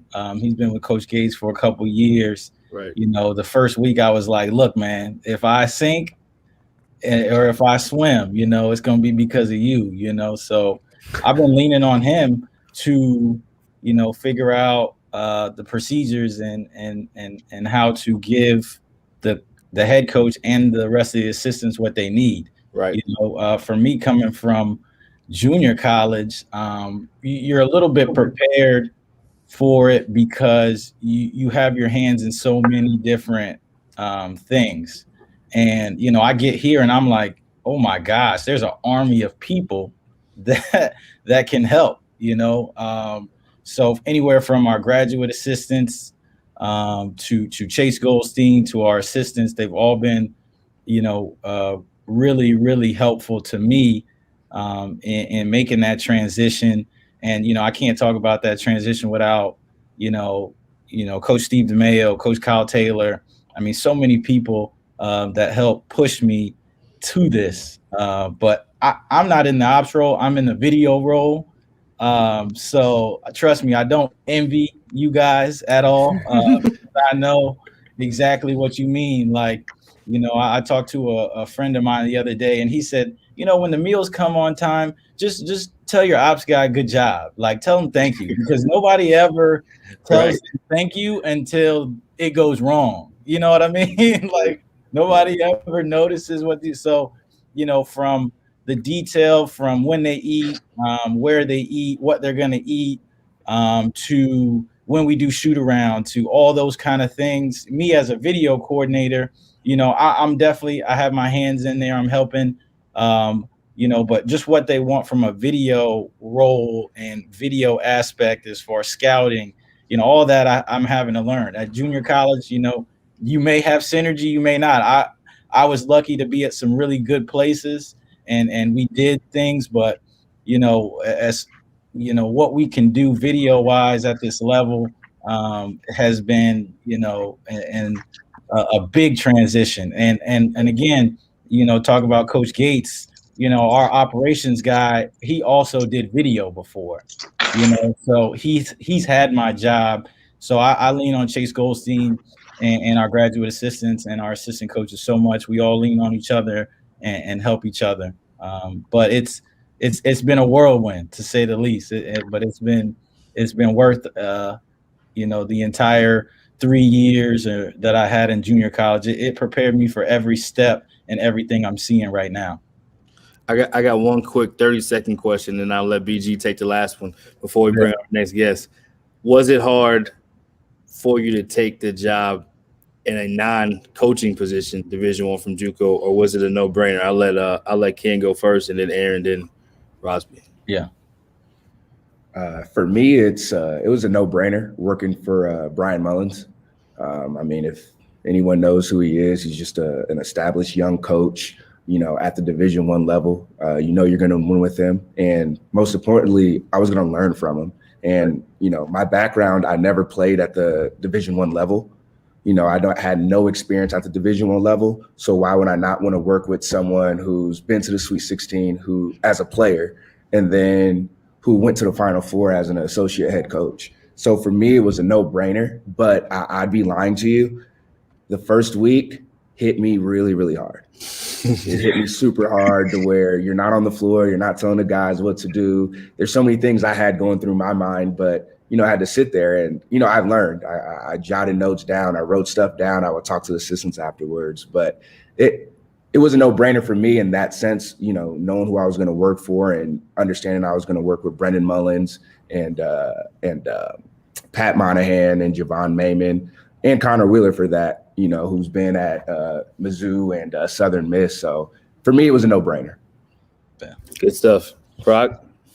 Yeah, it was easy for me as well. And Ken and I kind of have similar, paths. And BK and Mullen actually have a, great relationship. They've known each other for years, and so, I think it's kind of a similar deal for me.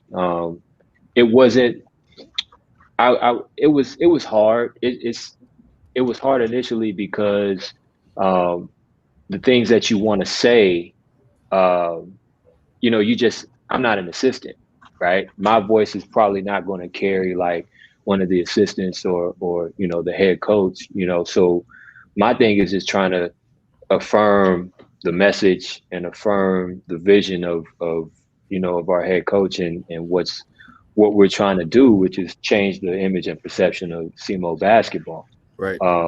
And so, I definitely miss being able to say certain things and have a clipboard in my hand. But I can still talk to the guys. I can still establish relationships with them. And so that's what it's all about anyway. If you do that, then you're impactful anyway. So right. I definitely do, miss that part of it, but I get a large sense of pride in knowing that, we haven't had any issues and the bus is still going, the train is still going and it's not stopping because of my role in what I do. Right.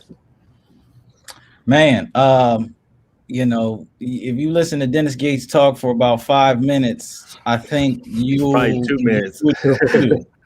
So, Coach, I would Dennis say Gates, your hiring process was a little different than it was as well. Dennis Gates, one of the best coaches I've been around. Coach Dickie Nutt, a 2-time head coach. Coach Ryan Sharbaugh, defensive mind. Drew Joyce, pro, Hall of Famer at Akron. Rob Summers, like pro, went to the Elite Eight, won the NIT. Like the whole staff was top to bottom, amazing. So it was easy. I had been wanting to get to the Division I level for so long. It was easy to make the jump. Now, once you get there, I had always been on the court everywhere I've been. I've always been on the court. I've always had a clipboard in my hand. I've always been interacting with players. Now I'm off the court. So it just like Ken said, it was a transition. And, you know, every JUCO guy, I know everybody wants to get there, but you have to really understand what you're getting yourself into and the role that you're in, because it is different. So I think, you know, once I, you know, took a step back and kind of reassess my goals and, you know, man, I wanted to get to Division I level, but now what, you know? So how do I become the best video coordinator I could be? How do I learn, you know, everything I need to actually help the staff without stepping on the court and interacting with players in that way? That's different.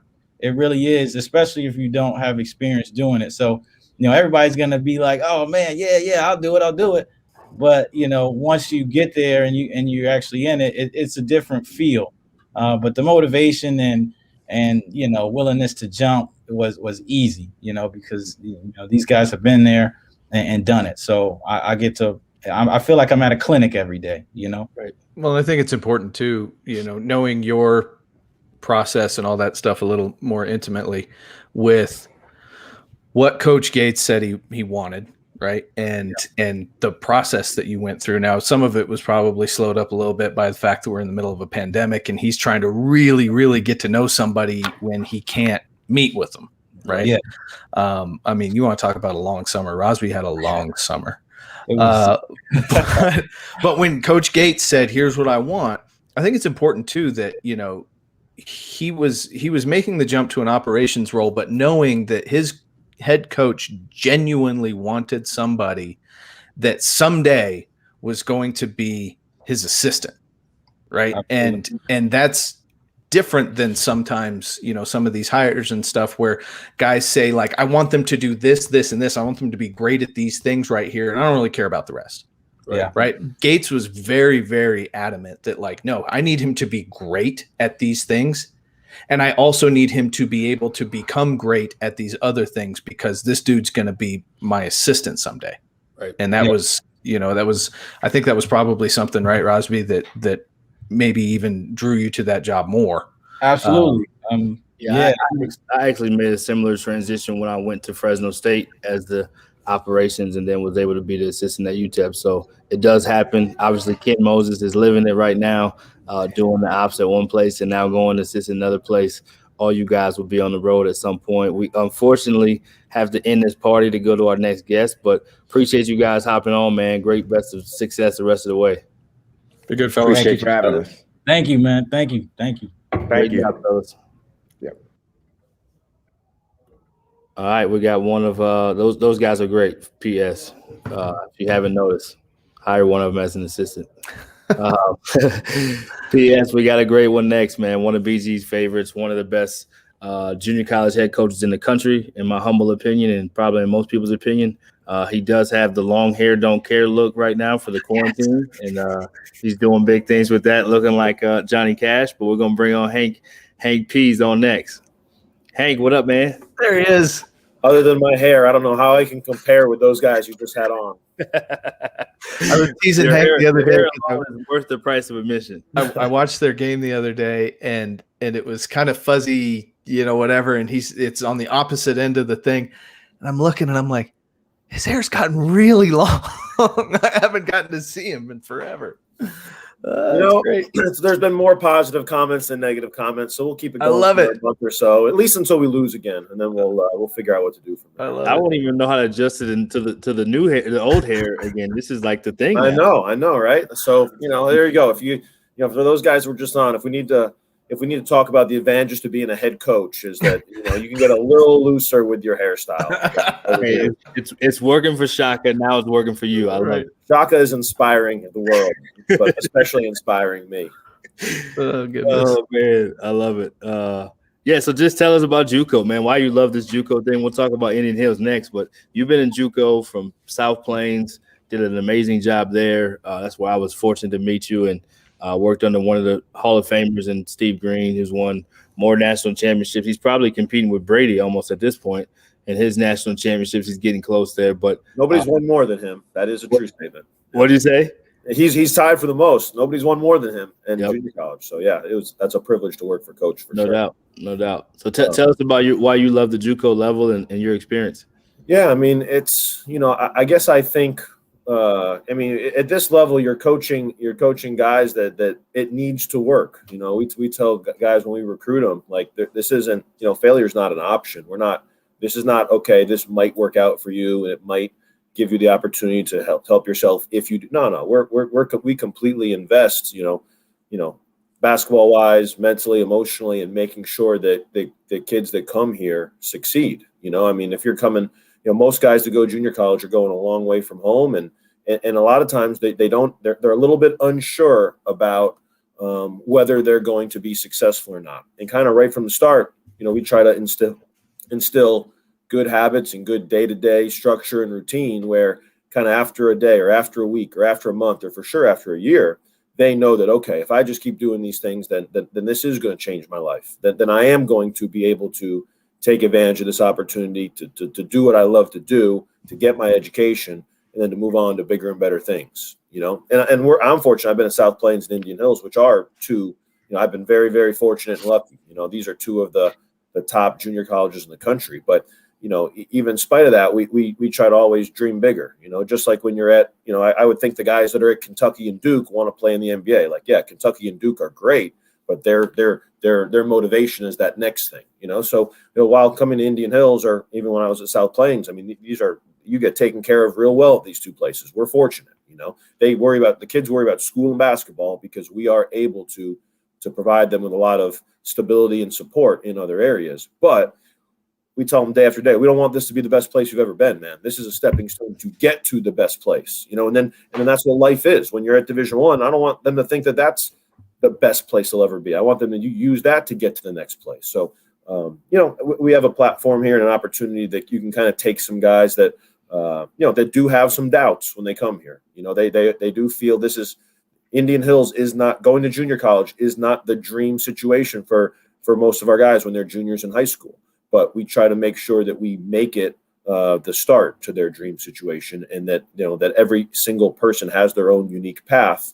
And there's a ton of kids that have taken this path and been successful. So we try to use that experience, try to inspire them, and to help them succeed.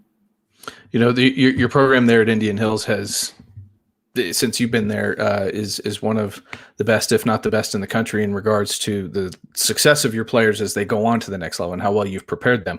But one of the teams I want to go back to is prior to your Indian Hills is that 2012. Was it 2012 South Plains team?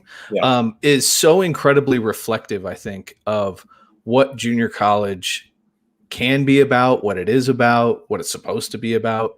Obviously it was a great team in regards to wins and all that sort of thing. But, you and I always talk about just the diversity of the paths that those kids have taken since then. And I think it's so flippin' cool. Can you just kind of share a little bit about, those guys and where some of them are at now? And just, anybody watching this that kind of thinks that, the path is always this, from junior college, like how different it can be in a really good way.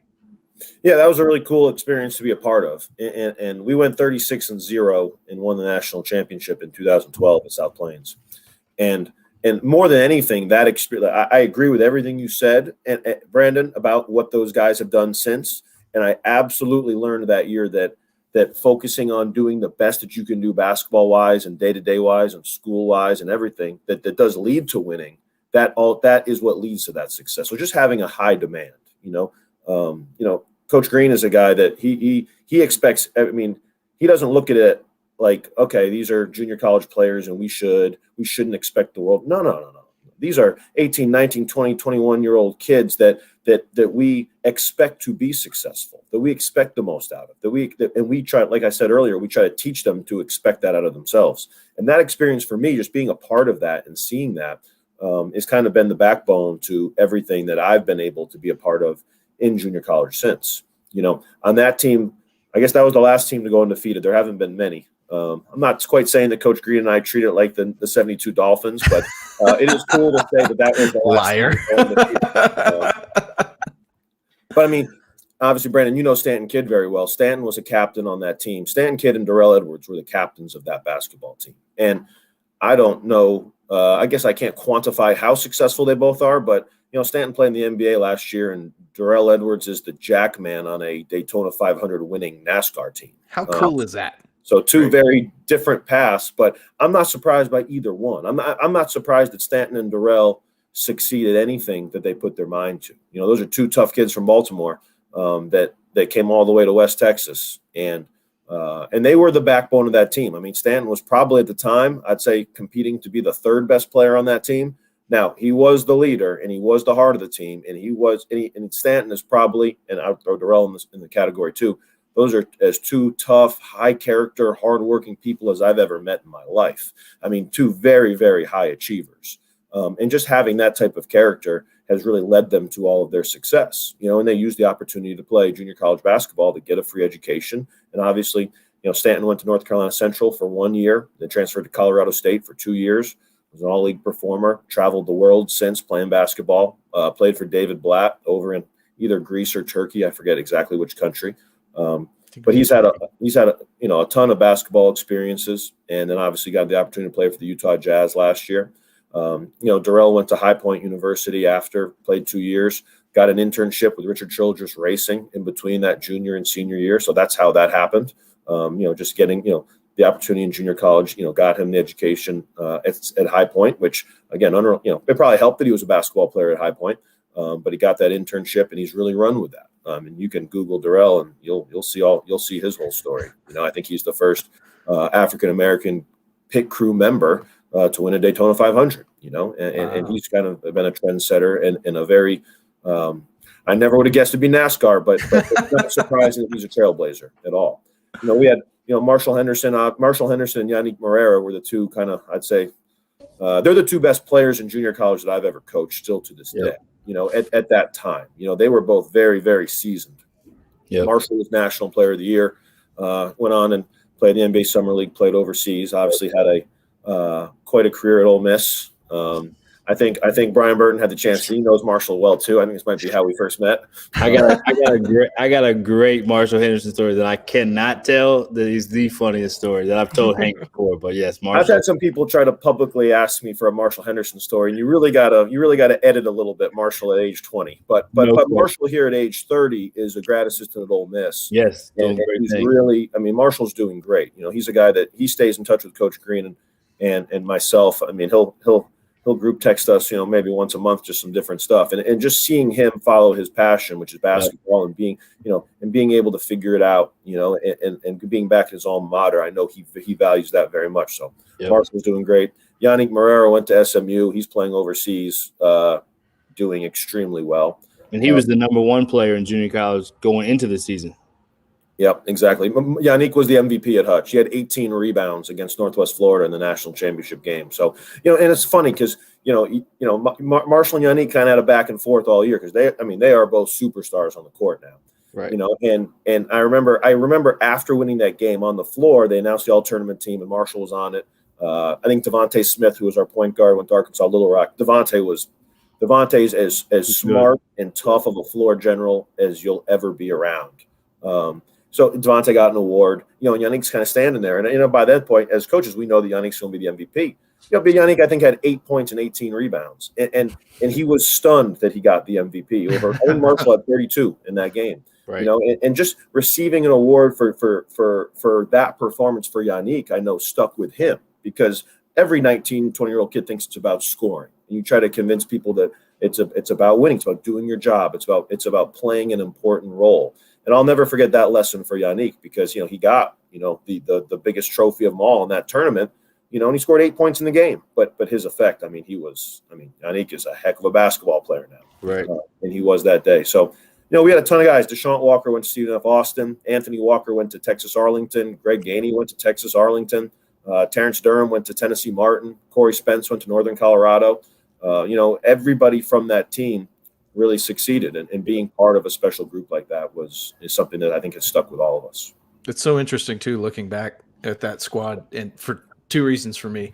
One, knowing Stanton as well as I do, how good of a player he was in college, how great of a player he's been as a pro, and to think that he's standing around on that team going, I'm the third, I'm like the third or fourth guy here.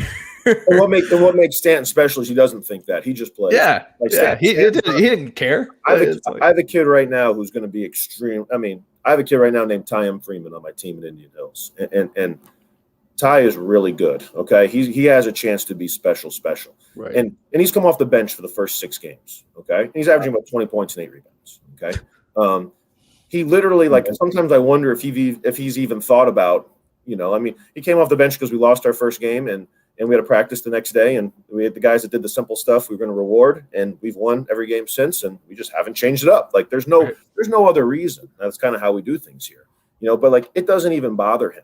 I don't even know if he thinks about it. Says a lot. And Stanton Kid never really thought about that. Right. Stanton just did his job, and those are the guys that are going to be successful in whatever they do. But when they have that type of size and athleticism, it can be basketball, and you kind of know that they're going to continue to focus on their job, and they're going to improve their craft, and they're going to get a chance to be pros for a long time.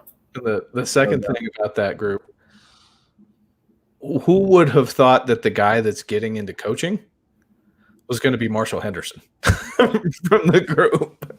Family bloodlines. His dad's a coach, and sometimes you just revert back. I think it's awesome. It's so cool. Like, and I think we all know the guys that have to figure it out a little bit.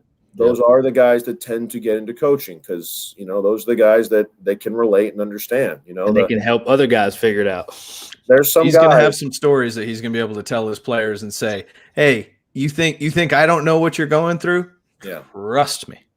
I mean, I tell our players all the time when they move on to Division I, I said, the guys that didn't struggle in college, those guys usually don't become college basketball coaches, man. Right. Like those are the guys that struggle, that they look at the rest of us and say, I don't want to deal with that. Right? The guys that get into coaching are the guys that had ups and downs and that had to learn, and they had to mature, and they had to grow and figure it out. Yep. So in one way, I would agree that, because Marshall, I thought, might be playing until he's about 35. Well, yeah, there's that too. Yeah, like, Marshall's a great hooper, man. Okay, I can still see Marshall probably giving them buckets in practice at Ole Miss. He's doing it right now. Well, I imagine that's happening.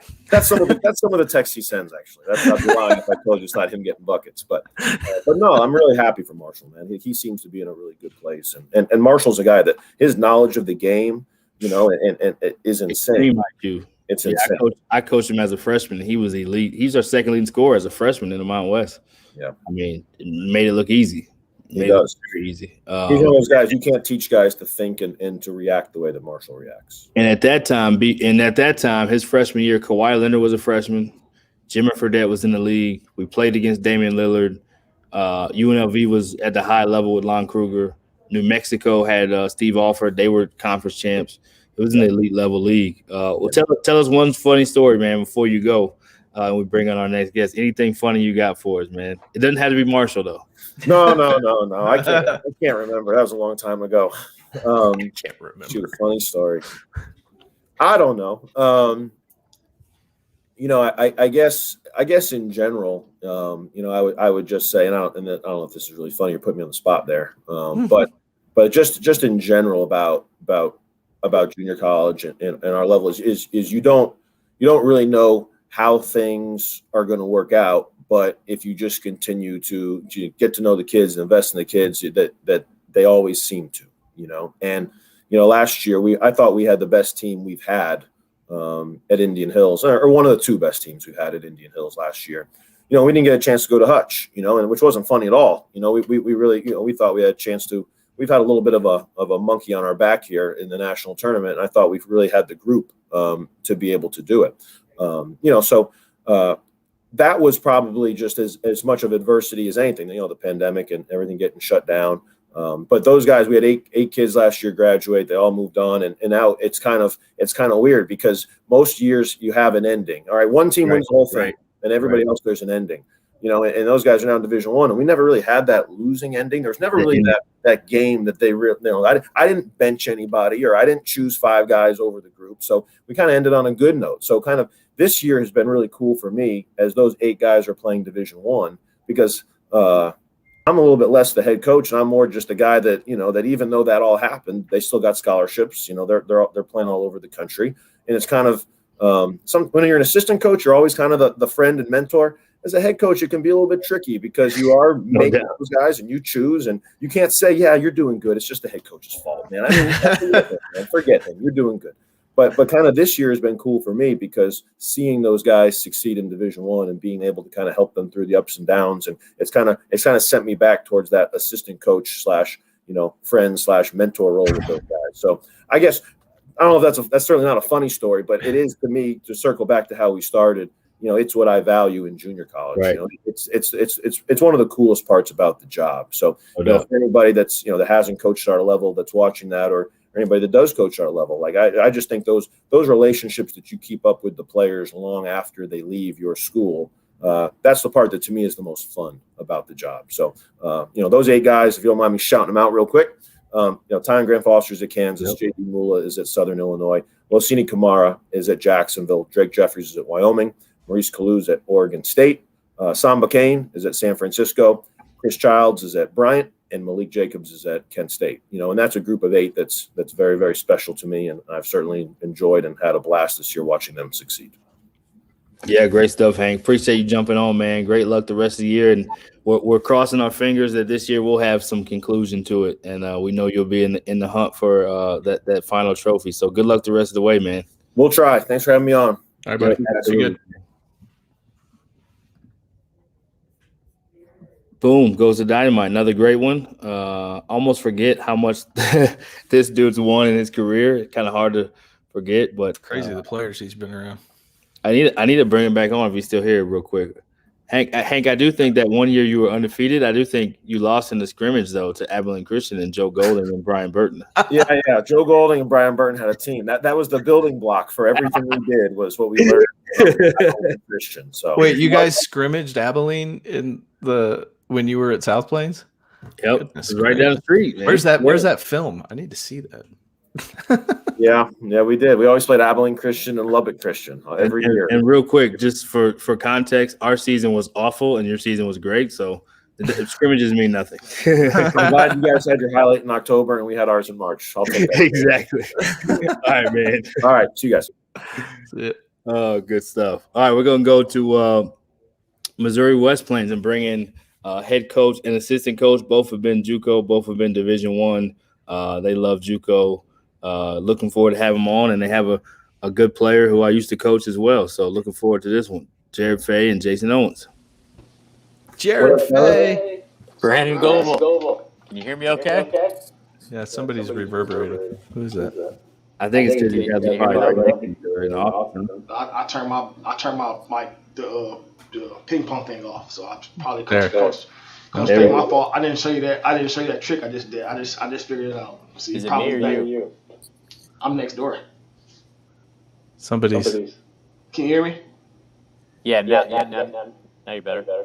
Hey, what is it? Go ahead, Coach. Hey, do you guys have practice already today, right? We did. We just got out of practice, so not in a great mood. We didn't have a great practice, but I'm still excited to be here. Also, we didn't know we were following up Hank Plona. Hank's always been a better coach than me, but now he's got that long hair. He's even better looking than me now. So, we'll do our best. I love it. So both of you guys have been. I think it's you, B. It's got to be you. So both of you guys have been Division I. We just have to mute whoever's not on. Talk a little bit about Division I versus junior college and a little bit of your experience before I pass it to BG. We'll let Coach Fay go first and then let JL go next. Well, I enjoyed my experience in a lot of ways. There's a lot of really good coaches. You go against programs that have assistant coaches that used to be head coaches in the Division I world. So I really enjoyed the scouting reports and just learning a lot of things from other coaches. I had a unique situation in that 6 of the players on the team I actually coached at CSI before that. So it was probably a little bit atypical. So it was hard to go from being their head coach to being an assistant coach. But at the same time, learned a lot of good things, and every experience that you take hopefully makes you a better coach in the long run. But I went down and we were recruiting and went down to Brandon Goble's event down there in Colorado. And honestly, I watched every game and I really missed it. I missed the interaction, the relationships, and really from that moment on, I kind of wanted to get back into junior college, and here I am. Yeah, awesome. We're glad you're back. Oh, J.O., we'll let you go. Oh, kind of similar to what Coach Faye said. I'm a relationship guy, but I enjoy the back and forth X and O's, the game planning, just being able to match wits against some of the best minds in the business. We had Belmont, you had Murray, you had Jacksonville State, you had Austin P. Like that was the unique part about it. Obviously, I work at every level, but just being able to match wits, man, and developing relationships with guys, and being able to just continue to share my passion with the guys and with coaches and everybody I come across. It was a good experience. All right, since BG thinks it's me, I'm gonna jump out of the studio, but I'll still come backstage. Can't take this dude anywhere. Wait, it's doing it to me too. Somebody. You went on mute, Jason. I told you it wasn't me, but I'm helping you by pushing mute. So just keep doing what you're doing. There we go. What am I doing? All right. So, man, it's look. This has been such a weird year because Coach Faye and I talk a lot, right? And we know each other really well. And this year has been so flippin' chaotic. I haven't even gotten to catch up with you yet to find out how the heck are you.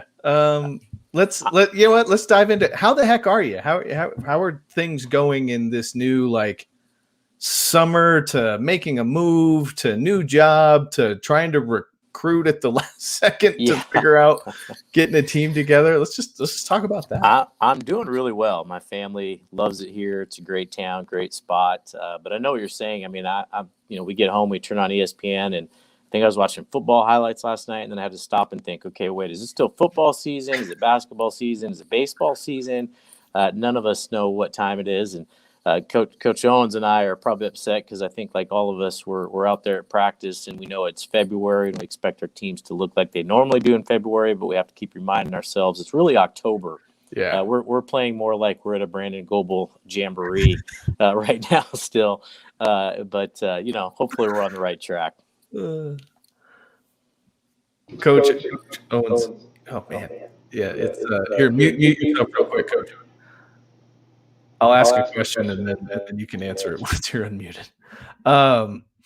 So, talk about I guess this coming into this job here, and as an assistant, you're trying to learn who these new guys are, in a super weird environment, because at the end of the day, we all know head coach, assistant coach, like assistant especially really has to dive into, relating to these kids and really getting to know them, because they're the ones that you're going to be smacking upside the head when they miss curfew or, whatever.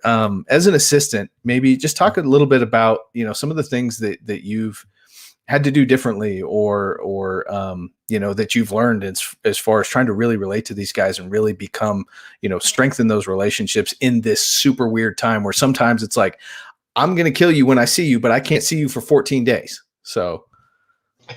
Yeah, that's a good point, BG. It was normally junior college assistants. I'm at the dorm every night. I'm at the dorm every day. And you really have to be careful about that. So you do a lot of FaceTime.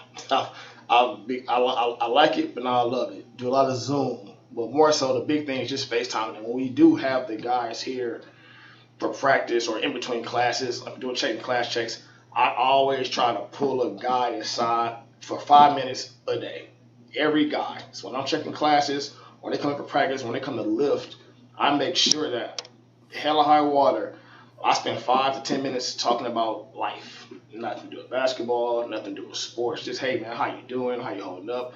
Even when we had guys in quarantine, they were just spending that quality time talking about everything but basketball. I think we get caught up in the day-to-day of the JUCO grind and the basketball grind. And, hey, the main thing was how can I and we as a staff get to know you, the person, in these oddly weird times, and it's been challenging, but it's also been good because you want to be able to know make these guys tick. Like Coach Faye said, it feels like we're in October, so now you even before practice, after practice, I'm always grabbing guys and sitting next to guys. So you want to be able to just grab a meal with a guy, packaged meal. Gotta be careful. Just spending that time with these guys individually. I want to ask about this year's team and who you like, other than Jesse Zarzuela. So we got to talk about Jesse, my guy that I was fortunate to sign at UTEP and has now landed in junior college at you guys' level and started out really well. But talk about the team this year and talk a little bit about him if you don't mind. We'll start with Coach Faye. I actually didn't. There was a bunch of static right there. Sorry. Can you hear me, Coach? Yes. Now I can. Yep. I was saying, talk about Jesse Zarzuela, if you don't mind, who I'm biased towards because I coached him, but also talk about the rest of the squad, if you don't mind. Yeah, Jesse's been great. You know, he's a very likable guy. He spends a lot of time in my office and Coach O's office, and he wants to win. He's very competitive. I've been telling him, and he's gotten a lot better, that he's a really good player that doesn't completely know how to play at times because he's so used to just being a one-man show, and he's darn good enough that at times he can be, but he's becoming a more complete player. I think he's realizing, how hard really the college game is, and he's learning to make his other teammates better, but very likable guy. We got some funny stories with him, but it's fun to joke around with him. He's got a great personality, and I think that we've been able to see him kind of mature a lot this year and grow up, and he's really on the right track. Awesome. And I would think a guy who can still play at a high level at some point when he transfers from you guys. And then tell us about the rest of the team, Coach, real quick before we pass to JL. Yeah, we got some pretty talented freshmen. Scooter Williams, 6'5" wing from Clarksville, Tennessee. I think, he's probably one of the better freshmen in the country. I think next year he has a chance to be really, really good. We got only two returners from last year's team, Nico Hill and Franklin Patillon. They've been doing well. And we got a transfer from NJIT, Trey Braylon, that's kind of a 6'4", do a little bit of everything for us. And probably the steal we got out of this whole process is probably Ian Lopez. He's actually been out of high school for 2 years, but 6'4" shooter that we got, and he's been kind of sneaky good for us. I think he's got a chance to go on and play, at a good level after this year. We got a lot of other guys, we're still trying to figure things out. We kind of mix and match our lineup a little bit, but we like our core group right now.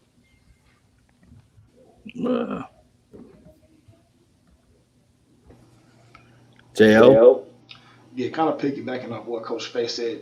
First of all, Jesse's a great kid. He's been to see his maturation from August to now. He's just such a likable dude. So, I'm proud of him. The steps that he's taken as a young man, it's been awesome. Like, he's just a joy to be around. He's down there right now. He always wants to get up shots. He's always just such a positive kid. So that's first and foremost. As a player, man, he's good.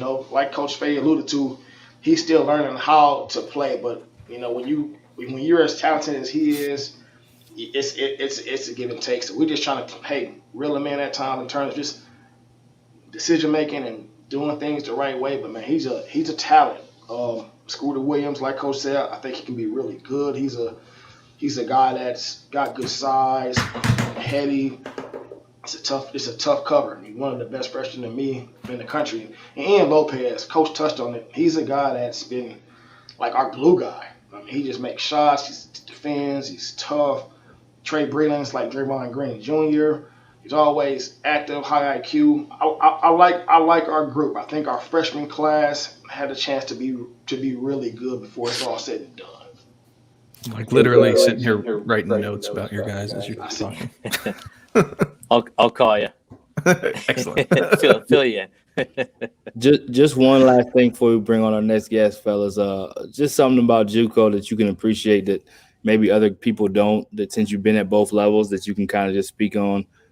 It's not necessarily always a destination for everyone, but just talk about something that you love about junior college. We'll let let you go first this time.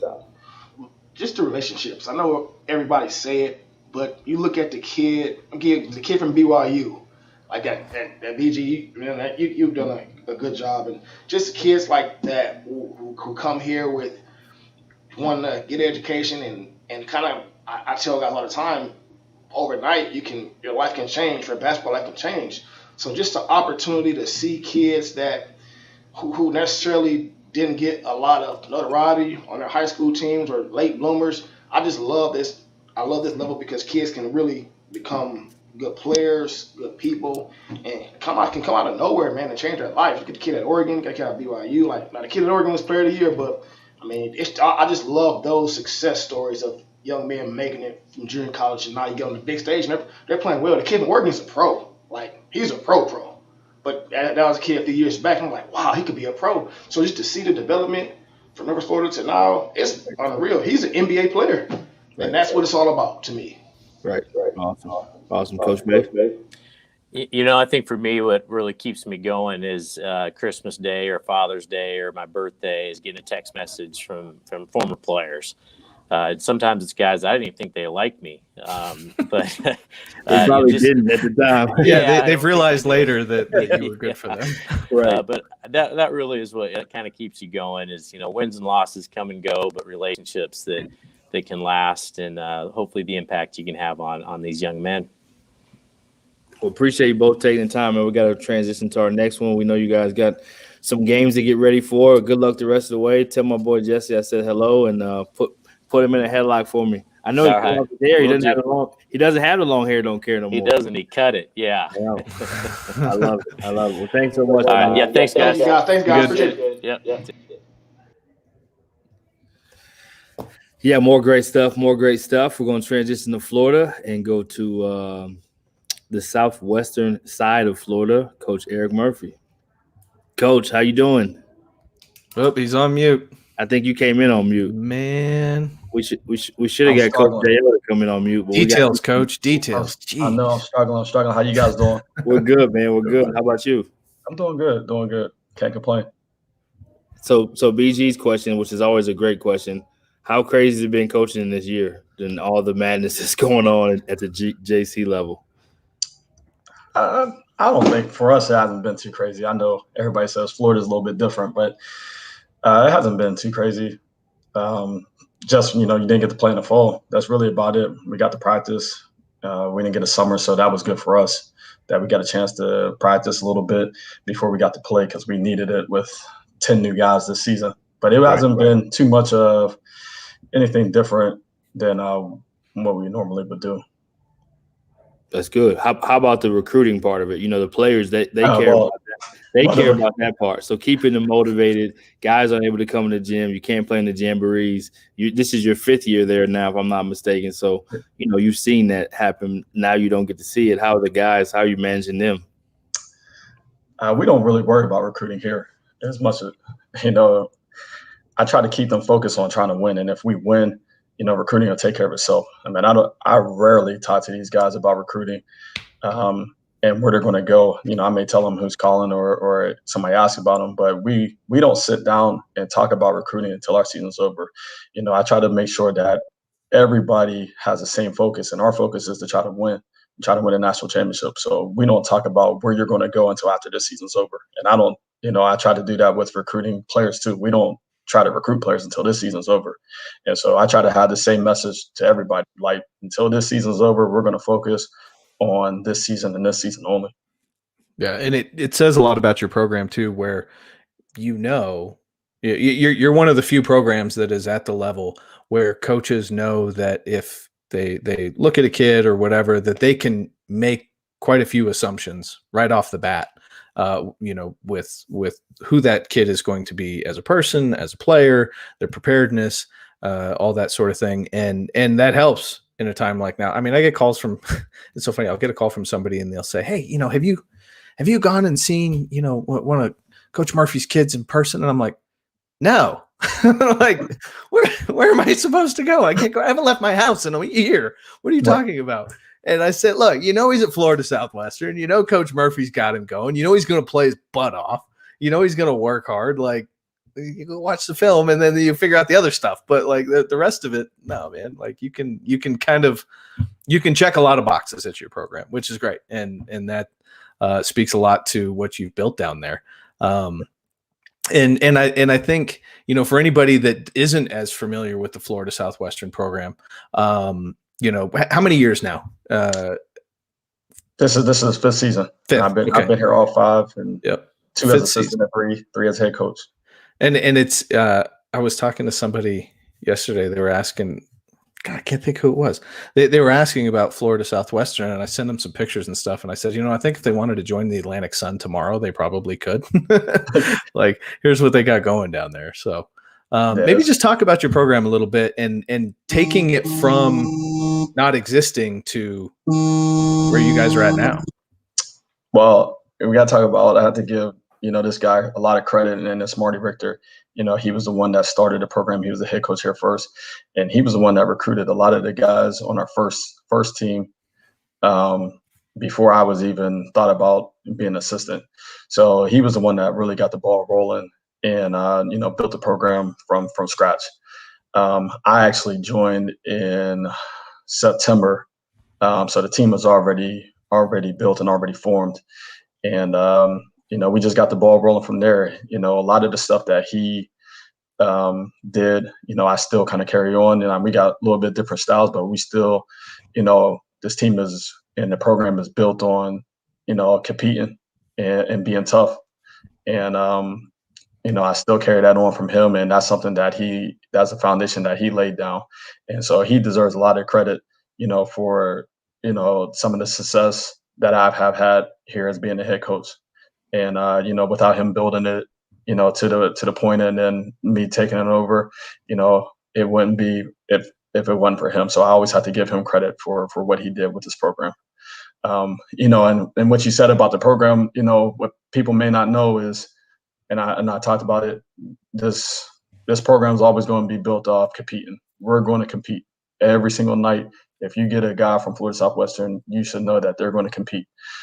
That's just the way the program's built, you know, and they're going to be tough, and they're going to do the tough little things, you know, and that's what I think translate to winning, and that's what I think translates to being able to step right in Division I game and be able to play right away. You know, being able to defend your position, being able to rebound, take care of the basketball, take good shots, be efficient. You know, those are the things that I especially stress to players and recruits. You know, this is what it's going to take to be able to play here, and we're preparing you for whenever you go to Division I, because when you go D1, you know, they're going to tell you all the great things about we need to score, we need this, we need that. But when you really get there, they already got their score. You got to come in and fit in. And the easiest way to fit in is by competing your butt off, defending, being tough, rebound, and being efficient, taking good shots and sharing the basketball. That's the easiest way to be able to make an impact Division I. Now, the one thing I do tell them, once you do that and once you're able to get on the court and show those things, then you'll be able to showcase maybe more of your game. But the first thing and foremost is be able to get on the floor. And I think that's something that we have taught here from day one, and that's something that I really try to preach to our guys. I think Keon Ellis has been a perfect example of that this year, where, you know, there's not a lot of guys, especially in the way junior college is now. We kind of talked to Crutch about that a little bit, how it's changed over time. There's not a lot of like truly high major junior college guys, right? But Keon is stepping into a role at a top, you know, really good program in the SEC. And I mean, he's helping them win games, like significant impact, kind of helping them win games there. And, you know, a lot of that begins with what he did at Florida Southwestern, you know, just being prepared. Right. And it's a lot of it is how he, you know, when he came in as a freshman, he was behind Charles Manning and he was behind Maddox Daniels. You know, Charles went to LSU, now he's at South Alabama, and Maddox Daniels at Colorado. So he had to kind of wait his turn, and he kind of learned from them, and he got to see, you know, what it takes to get on the floor. He had to battle every day to be able to earn his minutes, because we still had other guys. We had Maddox's brother Mason, who was a good player, and we had some other players that were there. So he had to battle every single day just to earn his minutes, just to get on the floor. And I think him going through that has helped him a lot in his role at Alabama, and he's familiar with it, and it's not new. And I think, like you said, I think he's prepared to be able to excel in his role. Yeah. Well, and especially too, because early on and even now, like there'll be games where, he maybe doesn't play a huge amount of minutes. And then the next night he'll play a bunch of minutes and they need him. And he's prepared either way, and that's a skill in and of itself. Like being able to mentally be prepared to sit or to have to go in and win the damn game. Right. Like being able to turn it on and off like that is not something that everybody can do. And so, we saw it at Florida Southwestern, like even as a freshman, he's playing behind a bunch of guys and all that sort of things. But then there was times when you needed him. He had to step up. And then the next year he became that sophomore leader, takeover guy. And, I won't be shocked if at Alabama next year, he's the dude. So. Right. And I hope so. And I, one thing about him, he's a really good kid, really high IQ. I know you'll see it a little bit more now that he's going to play more, offensively, really thinks the game before he actually gets the basketball. And, he's just a really, really good kid. And I'm really happy for and proud of all the success that he's having there. I mean, it was a pleasure to be around at JA. That was always the funnest thing for me at that event is being able to spend more time around the kids and get to talk to them about who they are more so as people than basketball players. And so not surprising at all that he's having great success. And then I want to also even the guys at Drake, they were on first year team, but you watch those guys, Tramel, Tank, and DJ. DJ didn't get to play, but we saw DJ every day in practice. Yeah. Right. One thing I actually told my team about those guys, and the reason why they're good is those guys are selfless, and they always play like that here, and they've carried that over with Drake too. They don't care who scores the most points, who does what. They just want to win, and they compete at a high level. And man, that's what those guys are about, and that's the foundation. Those guys are like the founding fathers of the program, and we're just following their lead. 17-1 at Drake, 3 starters on the squad from Florida Southwestern. Just assistant coach who started Florida Southwestern, and he was very different paths. Very different paths for each of those 3 to Drake, and that's unique in and of itself. And again, speaks to some of that foundation that Richter built there with that you've now carried on with. Being prepared for when your name is called, like, when shots aren't dropping, are you still playing your butt off? Right. Because that makes up for a lot of mistakes. Makes up for a lot. So, you can be out of position, but if you're playing hard, it makes up for a lot. Yeah. Make mistakes at 100 miles an hour. Yes. All right. We can live with that. Talk about this, E. Talk about the recruiting process to how you identify. I mean, you just named multiple high-level players that have played at Florida Southwestern, not to mention the guys you said, LSU, Alabama, Colorado, Drake. What about the evaluation process to recruiting those guys before people know that they're high majors, right? There's a process to knowing there's something in them or knowing they have a certain level of ability. Talk about that a little bit before we let you get back to running your program. Well, kind of like what we do, we just go off of what our eyes tell us. I think that's the biggest thing. And that's something that I have to credit Coach Franklin for telling me when I was young and working for him is he's like, trust what your eyes are telling you and not what somebody else is telling you. And so we just look at body types, we look at athleticism, we look at, how athletic they are. We got a mold on the wings now. If you're 6'5", 6'6", long athletic, those are the type of guys we look for. How hard you play, we can't get you better. You can't get better if you don't play with a motor, if you don't care. We obviously look at jump shot and skill and all those type of things, but it's mainly a lot of times how hard you play, if you fit our system, what we're trying to do, and if you care to get better, because all the guys except for Charles and Cario Akendo that's on our team right now, basically everybody else that we got really didn't have, a ton or any Division I offers. And it's a lot of it is them coming here and developing and wanting to get better each and every day. And I think that's what has really helped a lot of the guys in the program. Right. Well, before we let you go, Coach, you got to tell us at least one funny story. We like to end that way. So see what you got for us, man, on a Friday. I'll tell one since we talked about Keon. I'll tell one. I was just me and my sister were talking about it the other day. I'll tell one about Keon. So when Marty said that he was leaving, I got hired within like minutes, and and so I got hired within minutes, and so I got the job, and the next day I go see Keon. I go see him in his high school, and I talk about this all the time, and we laugh with him. I go to see him at his high school, and he knows I'm coming, and he sees me. I'm probably about 200 yards away. He sees me coming, and he walks about as slow as you could imagine. And I'm thinking to myself, does he not know that I'm a college coach to come recruit him? Like he was walking so slow, it almost felt like he was walking backwards to come talk to me. And we just laugh at it because that's who he was when he walked in the door.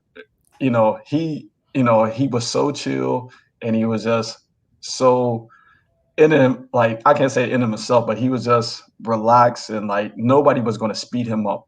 Right. And we do a drill that we shoot, and he was one of the worst that we've ever had in a program. And it's just competition, just how fast you can shoot the basketball. And he was one of the worst. And we just bring it up all the time about him walking slow and about him shooting real slow, and to where he's at now, to get him to grow and be much better in all aspects. I just love it. But it's just a funny story about how he was just walking. He literally was almost walking backwards to come meet me. And it was like I was a nobody.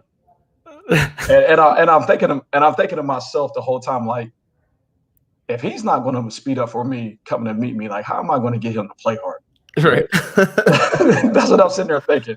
But I'm glad I stuck with it. And, when we actually got to sit down and talk, he was really, really, really good. But it was just that moment right there, like, will never probably ever leave my mind, because, you can't even imagine how slow he walked to come meet me. I can't stress it. Like, it seriously felt like he was walking backwards. Did he walk a little quicker for Coach Oates? I'm sure he does. I'm sure he does. He like I said, he was much better. He was much better, by probably January of his freshman year, and then he got better at the end of his sophomore year. But you could not speed him up when he first got here. Nothing sped him up. You can run him, you can do whatever. Nothing sped him up. And to see him grow to where he is now and actually playing so hard, and I'm proud of him for growing in that aspect. Yeah, he's moving fast now. There's no doubt. Well, E, thanks for jumping on, man. Good luck the rest of the way, man. Keep up the great work. You're doing a phenomenal job, man. And thanks for joining us. I appreciate it, man. Thanks, guys. Okay. See you, buddy. Yep. All right, we got our last crew. We're going to drop the mic with. We're going out to our state, actually. Since I'm in Colorado now, I'm in your state. We're going to bring the Colorado guys in, the new staff over at Otero Junior College, Ted Crass and Sammy Coleman. Ted, Sammy, what up? Hey, how you guys doing? Good, man. How about you guys? We got sent home yesterday. We had 7 hot on Wednesday evening. Got all the results yesterday, so we're shut down for a week. Coach Sammy's it worked. Everything happens for a reason. Yesterday was his wife's birthday. Tomorrow is Valentine's Day, so he hit the road yesterday. Drove through the ice to get to Dallas. He's with his wife, and I'm on my couch and freezing your butt off. Yeah, it's about 12 degrees. So I'm about to send my guys an outside workout to do during the quarantine. You think they'll do it? God. I don't think they're gonna do it. No. Especially now with the snow outside, Coach. I don't think they're doing it. Sammy, I'm glad you made it safe to the traffic, man. It's some crazy stuff going on with the ice out there. Yeah, it is, man. It's actually cold here. It's actually in the 20s here. Wow. So So I'm about what do to you got go, planned? So we got to put Ted on the spot after this, and then we'll get to uh, basketball. But what do you got planned for the birthday / Valentine's, and then we'll ask Ted about his proposal. uh, really, I drove 10 hours, so That's it. gotta think that. I mean, I I'm just here. hopped up and left. Yeah, I'm I here. am here. I am the surprise. Yeah, yeah. We see who the real romantic is compared to what Ted did for his proposal. Tell us about the proposal real quick. Ted. It was big time. Yeah. Well, my fiance, Heather, when the pandemic happened, she moved to Abilene thinking she was moving to a town of 110,000. Nope. And behind the scenes, I was working on this job, and here she is, moved to population 4,000, La Junta. I love her, obviously, and I thought that was kind of the it factor. If she was willing to do this, I needed to commit. I like it. So we went That's the skiing. bar. Were you willing to move to La Junta? Yeah, that's a good one. And then we went to Keystone over New Year's to go skiing. And I proposed on the mountain. So my plans for Valentine's Day was to use Casper College Classic as an excuse to not do much. But now I was tested negative, so I don't really have an excuse now. So we might go skiing. We might go back to where we proposed. I got till next Friday. Oh my goodness. I like it. Tell the story of you guys. You guys get to work together. Ted, you work for Joe and Brett Tanner, who were best friends, who went to the NCAA tournament together. Now you guys are working together as best friends. Tell a little bit about you guys' story as friends real quick. I'll let Sammy go first. It started when we was, at Little Rock, man, about a decade ago. And just, we had 1 year, like, where we was literally around each other every day, from traveling to doing, AAU stuff to doing everything. So, it's great. It's great. He still aggravates me sometimes, and you just know at the end of the day he's trying to help you from being your best friend. So I'm excited, and we have a good time, man. Bump heads a little bit, not that much, but still love each other. That's what brothers do, man. That's what brothers do. Yeah. Ted, how'd you convince him to do it, man? Was it hard? Was it easy? Tell us about the relationship too. It's funny because our relationship goes way back to when I first got into the business as a manager. Sammy started being a manager that same year. He was a little more part-time as a manager than me because he was working a full-time job. So, Sammy was a little bit about Sammy. Through college, Sammy would go to class from 8 or 9 a.m. till noon. Then he would go to lunch. Then he would go and take like a 2-hour nap sometimes before practice. We'd practice at 2 or 3 o'clock at Little Rock. He'd go to practice. We'd do the laundry. Me and him play full court 1-on-1 almost every night. And then he would go to my couch, go to sleep for like 3 hours, and then he would go to work at O'Reilly/FedEx/UPS. I messed up which one he was actually at the time, but he worked the overnight shift till from 11 p.m. to about 4 or 5 in the morning, right back to class. He did that every day to get his way through college and to get his foot in the door in the business. And I've watched him just work his tail off, and I've been fortunate enough to build a relationship with him, and I was fortunate enough to offer him a couch to him closer to his job during that time. And and then I worked for a guy who preached loyalty all the time, Coach Shields, and he talked about hiring staffs and loyalty. And he took me from being a student manager to a student athlete to an ops job to an assistant, all in 5 years. And there are 6 years total, including the assistant. And I just watched somebody actually be loyal to somebody that just worked for him and not go get the guy that had players already. I didn't know what I was doing. I was 22 years old, 23 years old, and he gave me the chance. And so I always knew that's what I wanted to do. So when I got the head coaching opportunity, Sammy was the first call, and he told me no. We just kind of both joked about it, and mostly because of his wife and the situation. And then they make a lot more money in Dallas than either of them could make in La Junta. And then, y'all had some people on your show today, and I was trying to hire Rosby, and I basically just had like 2 or 3 people that fell through, that I didn't know, but I was trusting people. But I never really felt how I felt, obviously, with Sammy. But I mean, they would have been good hires, obviously. And I'm glad it worked out for Rosby and it worked out for everybody involved. They turned my job down because they had one. And then I just called Sammy and I was like, man, I don't think I can do this without you. We got to figure this out, man. And we talked to his wife, and he was able to. I mean, he took a pay cut for sure, and hopefully we can fix that over time, and hopefully his wife can get up here and live somewhere close, maybe not in La Junta. But it's working with him's been awesome. One thing that I can't put worth on is that I 100% know he's got my back in every situation, and I know that no matter what I do, he believes in me.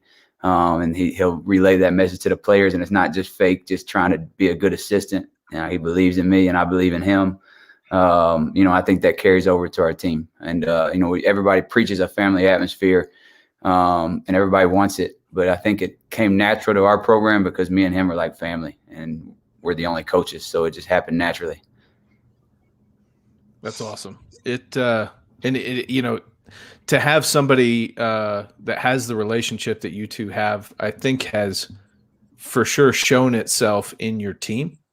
Because, Coach, I called you in the fall, watched your scrimmage, and I think one of the first things I said was, "Ooh, man, y'all got some work to do." Yeah.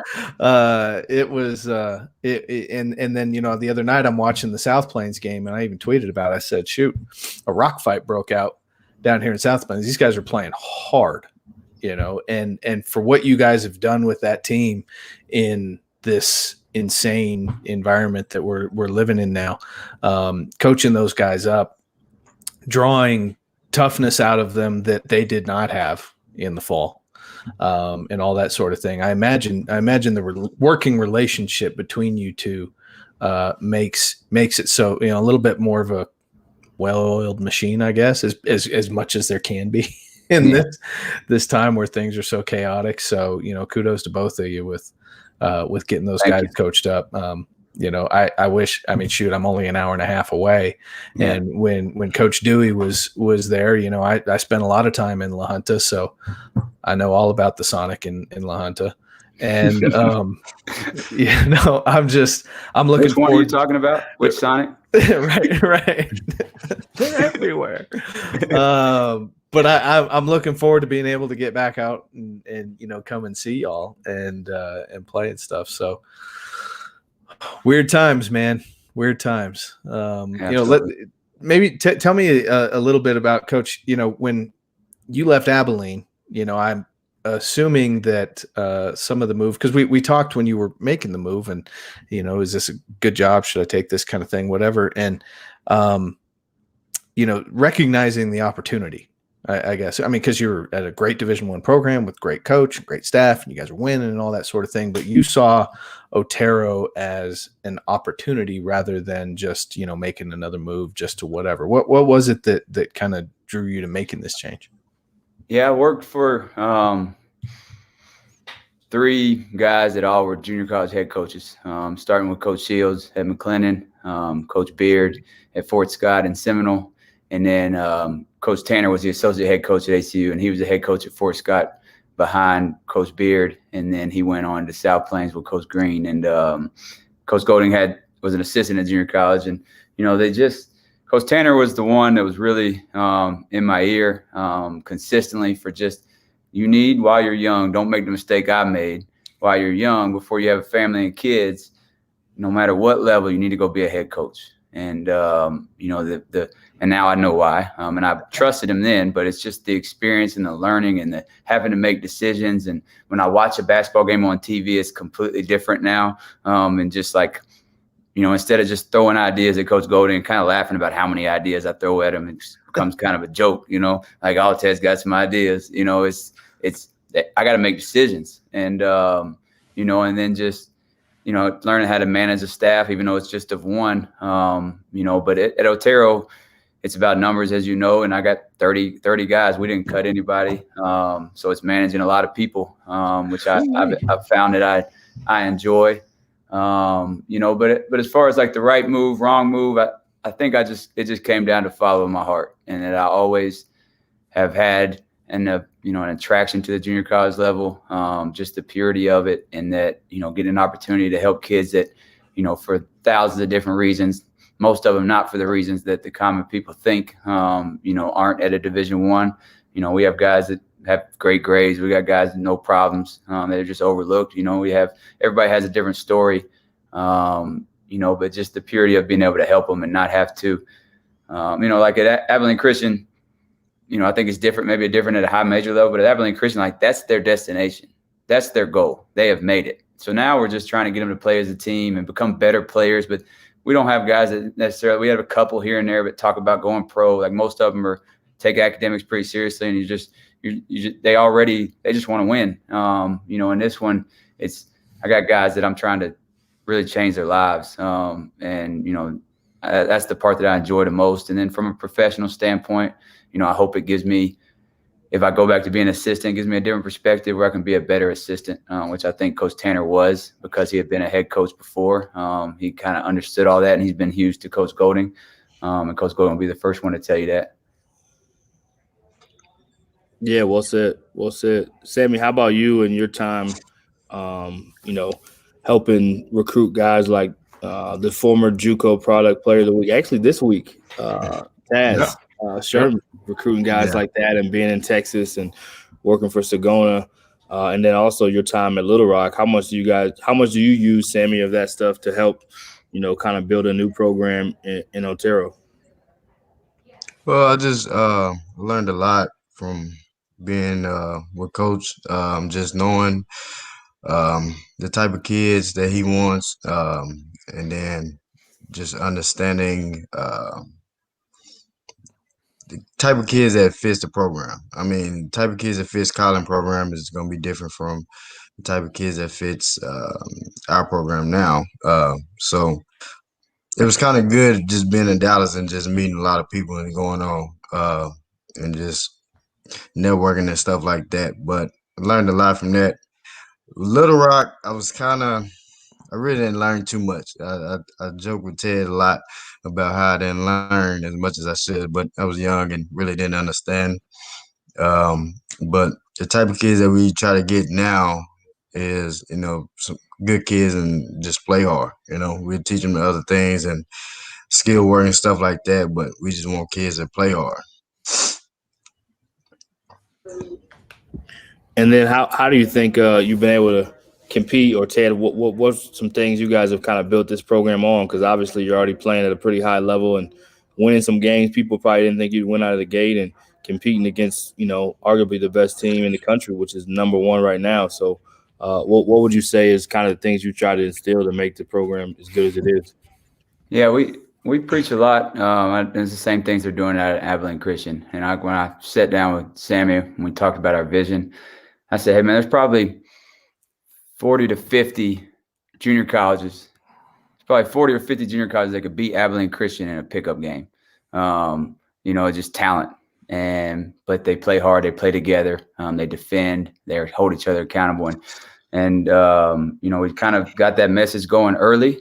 And I got lucky, very lucky, with some of my better players and their personalities as far as leadership and toughness.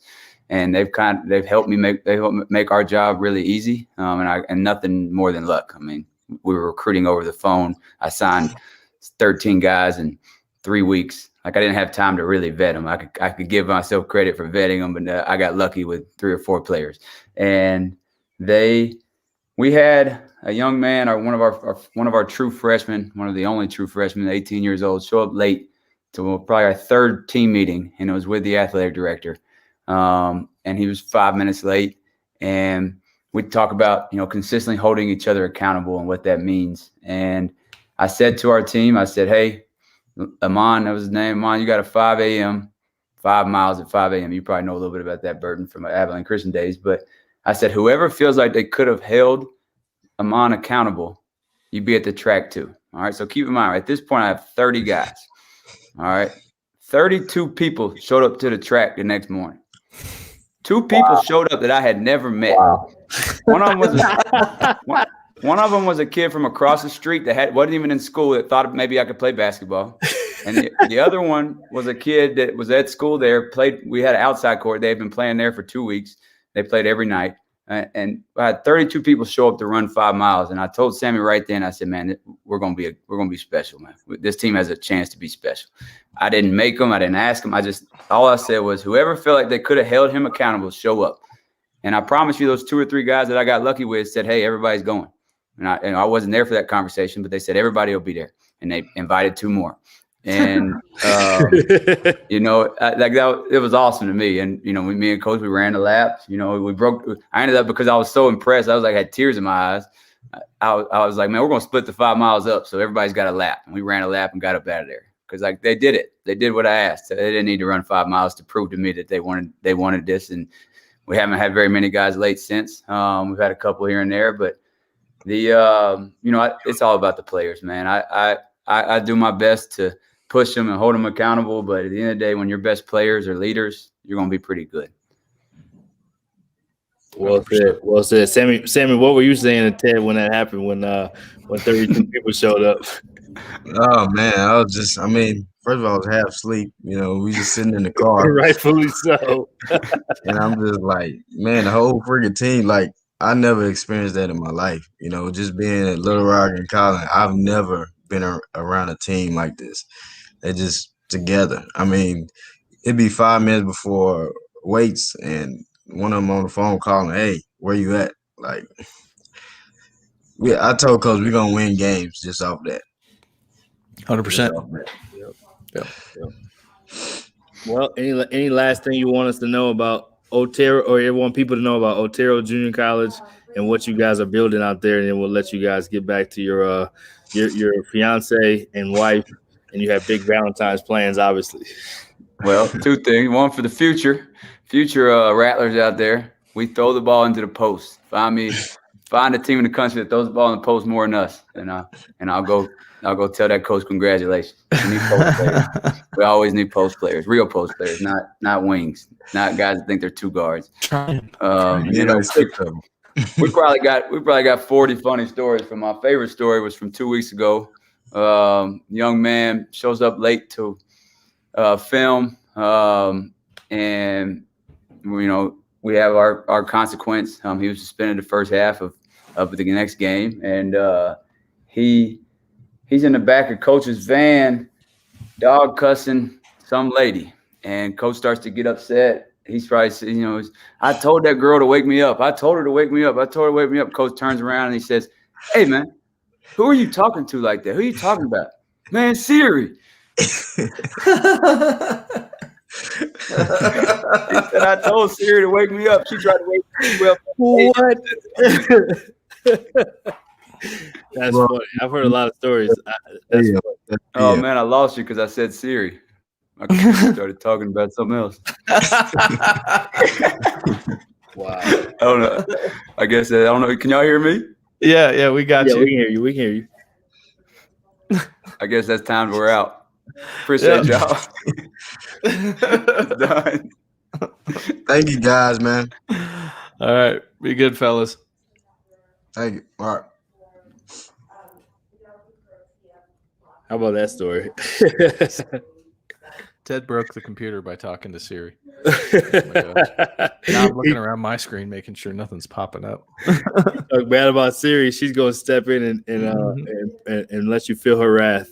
I'll let you conclude the episode, man. Coach definitely went from JUCO to this side of the country, that side of the country, to some Division I. Great stuff, man. Man, you wore me out. No, now I gotta take a break. Right, we're taking a break next week for me to rest. Apparently, you have something going on. I don't know what it is. It looks like it'll probably be a 2-week break. I was mentioning to my wife that it was going to be a week, and she kind of gave me that like silent look, like out of the corner of her eye. It wasn't really like the real look. It was like, oh, so you think it's going to be over in a week? We're going to be in the hospital for half a week. And then she didn't say it, but I just felt all that. So I was like, all right, 2 weeks. We'll be back soon enough. Got a baby coming next week. Excited about. Some prayers up for all things to go well. And crazy enough to go for number 3, but it's gonna be fun. Awesome. Yep. Good stuff, Can't wait, man. Can't wait. Enjoy the downtime, all the free time. We threw in a bunch of extra interviews just for that reason, so we could show some love and get out. And can't wait to You see. just got some content to cut up for the next 2 weeks. So exactly. Plenty to cut out and spit out. So yeah, man, appreciate BG and all he does. I know most of you that follow, they know this guy's the real deal. And if you haven't seen the Gideon George video, you're missing out. You got to watch that. But yeah, keep up the great work, BG. Appreciate you, man. You too, buddy. Enjoy Valentine's too. You too. All right, man. Later.